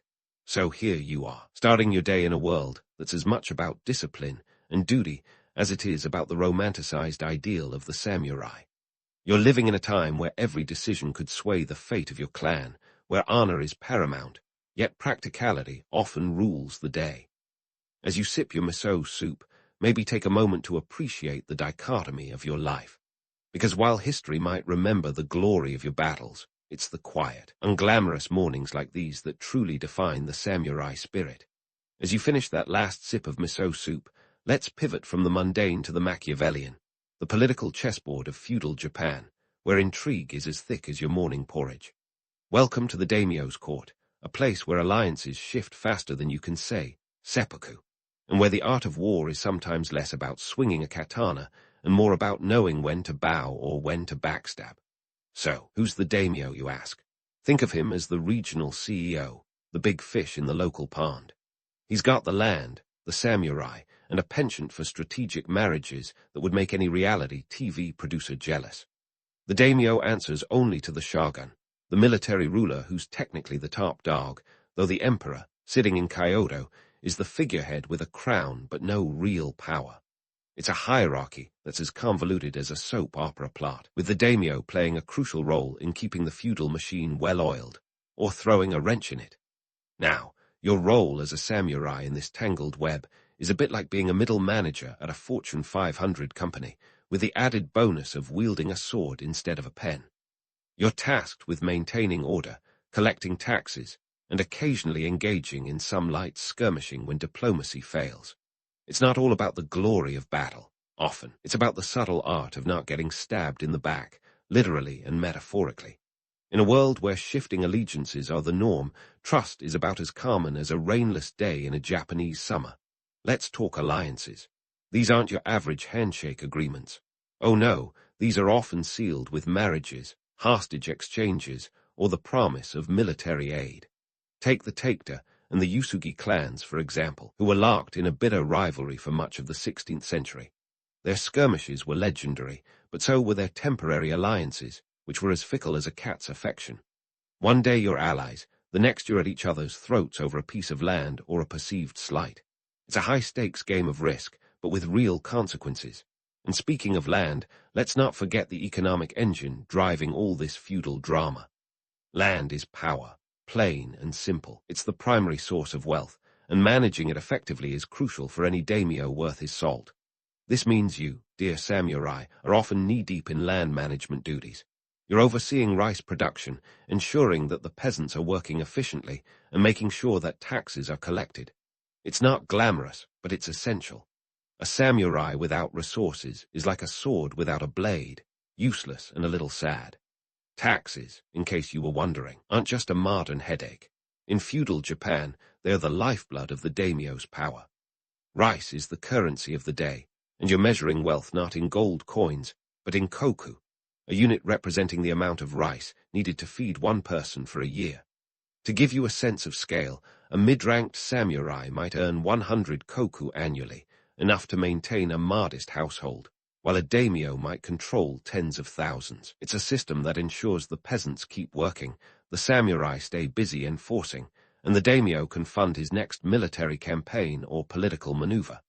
But hold your horses, or in this case, your war horses, because it's not all about the rice.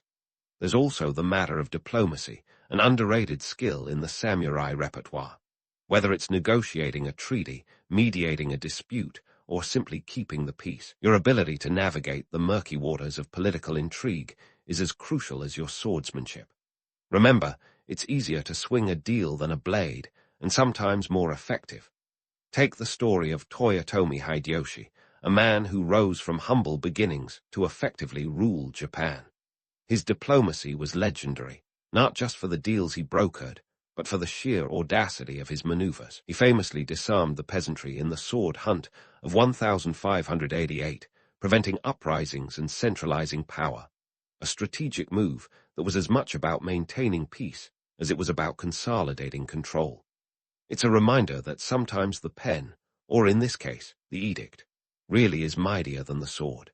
So as you navigate the day's duties, balancing the demands of your daimyo and the expectations of your clan, remember that the life of a samurai is a delicate dance of power and pragmatism. It's about knowing when to fight, when to negotiate, and when to simply nod and smile. Because in the end, while history may celebrate the battles won and lost, it's the quiet, unseen maneuvers, the alliances forged and the taxes collected, that truly shape the world. And that, my friend, is something worth pondering as the sun climbs higher in the sky, casting its light on the intricate game that is feudal Japan. As the sun begins its relentless ascent, casting rays that seem to shout, "Get moving," you find yourself headed to the dojo. Now, don't let the Hollywood image of a samurai spinning flawlessly through the air fool you. This isn't a scene from a martial arts blockbuster. It's a place where the glamour of martial prowess meets the grit of reality. Welcome to your own personal boot camp, where you'll be drenched in both sweat and humility. First up, training regimes. You're not just waving a sword around like a parade baton. Oh no, this is serious business. Rigorous, repetitive, and sometimes downright tedious, training is the backbone of your life. You're practicing everything from the delicate art of drawing your katana in a single, fluid motion, known as iaijutsu, to the brutal effectiveness of the kenjutsu swing. It's like learning to play a concerto on a Stradivarius, only your mistakes could cost you a limb. And let's not forget those wooden swords, the baken. You'll be whacked by one more times than you can count, a sharp reminder that mistakes aren't just metaphorically painful. But hey, it's not all about swords. We're talking full-spectrum martial arts here. Archery, for instance, is a big deal. The yumi, or Japanese bow, is a whopping 7 feet long and demands a level of precision and strength that makes threading a needle look like child's play. And then there's horseback riding. Imagine trying to balance on a moving beast while aiming that massive bow. It's less like a graceful ballet and more like a rodeo with arrows. But mastering these skills is crucial. After all, a samurai's effectiveness often depended on versatility, not just brute force. Now, let's talk sparring. If you think this is the glamorous part, think again. Sparring is a mix of artistry and awkwardness, a dance where you're as likely to trip over your own feet as you are to land a perfect strike. It's a humbling experience, filled with more false starts and stumbles than a toddler's first steps. But here's where it gets interesting. Despite the sweat and bruises, every session is a lesson in humility and perseverance. It's a constant reminder that perfection is a pursuit, not a place. And speaking of pursuits, let's not forget about calligraphy. Yes, you heard me right. The art of writing beautifully is as much a part of your training as slicing through imaginary foes. In a world obsessed with honor and aesthetics, your ability to pen a powerful, flowing script is both a mental exercise and a status symbol. It's like the ancient equivalent of having the latest tech gadget. It shows you're cultured, disciplined, and quite possibly better at multitasking than your peers. But why spend so much time on calligraphy? Well, in a society where written contracts and edicts can shape political landscapes, being able to craft a document with authority is a power move. Plus, it's a meditation of sorts, a way to focus the mind and steady the hand. And let's be honest, in the world of samurais, a well-written poem might just win you favor faster than a well-aimed arrow. However, let's not gloss over the financial strain of all this training. Maintaining your gear isn't cheap. A Yumi could set you back 10 ryo, and that's before you even think about the arrows. Then there's the upkeep of your armor and weapons, a constant drain on your resources. It's like owning a vintage car collection, but with the added risk of mortal peril. The financial reality is that while the art of war is a noble pursuit, it's also a costly one. And where does all this leave you? Balancing the books as much as balancing on horseback. It's a constant juggle between martial mastery and financial solvency. The truth is, for every moment spent perfecting your swordplay, there's a moment spent calculating whether you can afford another training session or need to cut back on luxuries like, say, food. In this whirlwind of steel and ink, you're part of a culture that values martial prowess and intellectual refinement in equal measure. The samurai isn't just a warrior, he's a warrior scholar, a paradox of violence and elegance, a man who can wield a sword as deftly as a brush.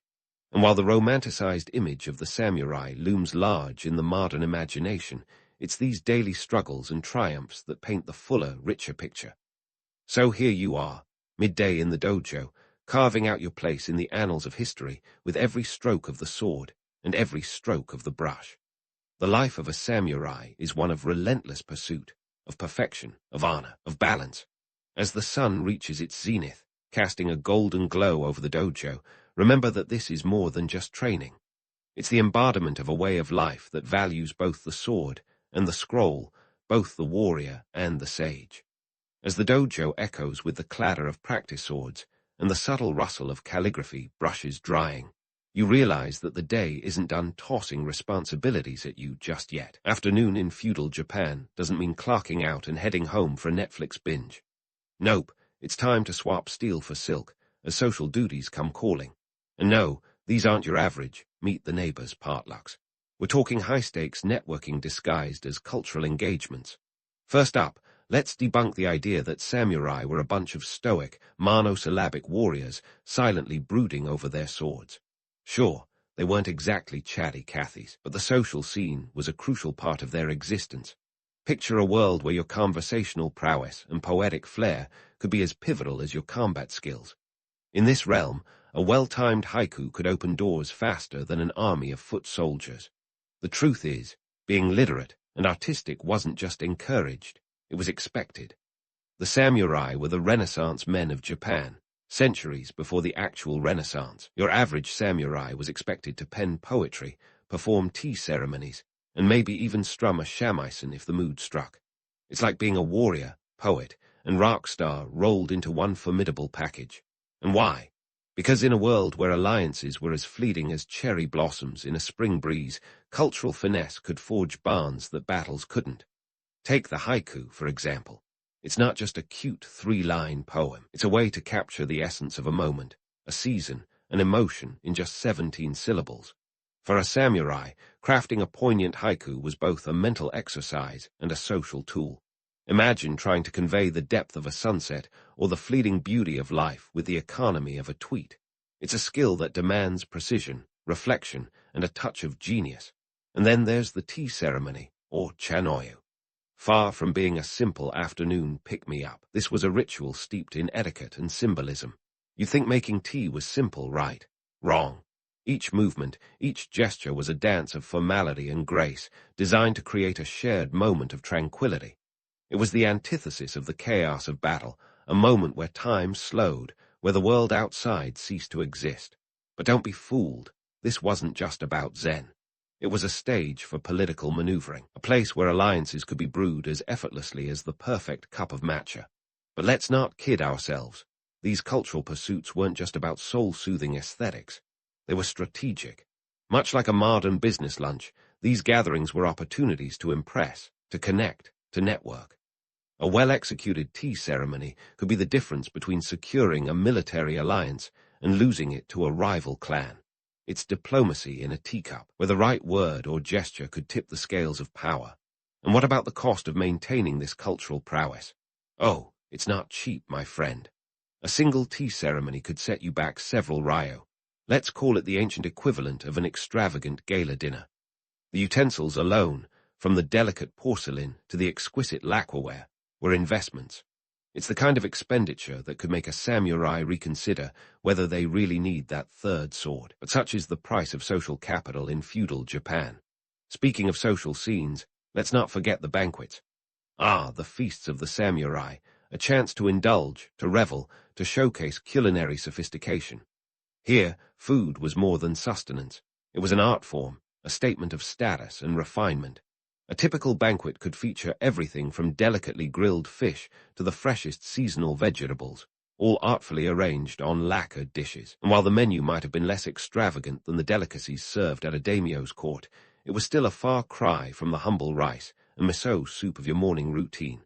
These gatherings weren't just about satisfying the stomach. They were about feeding the soul and the ego.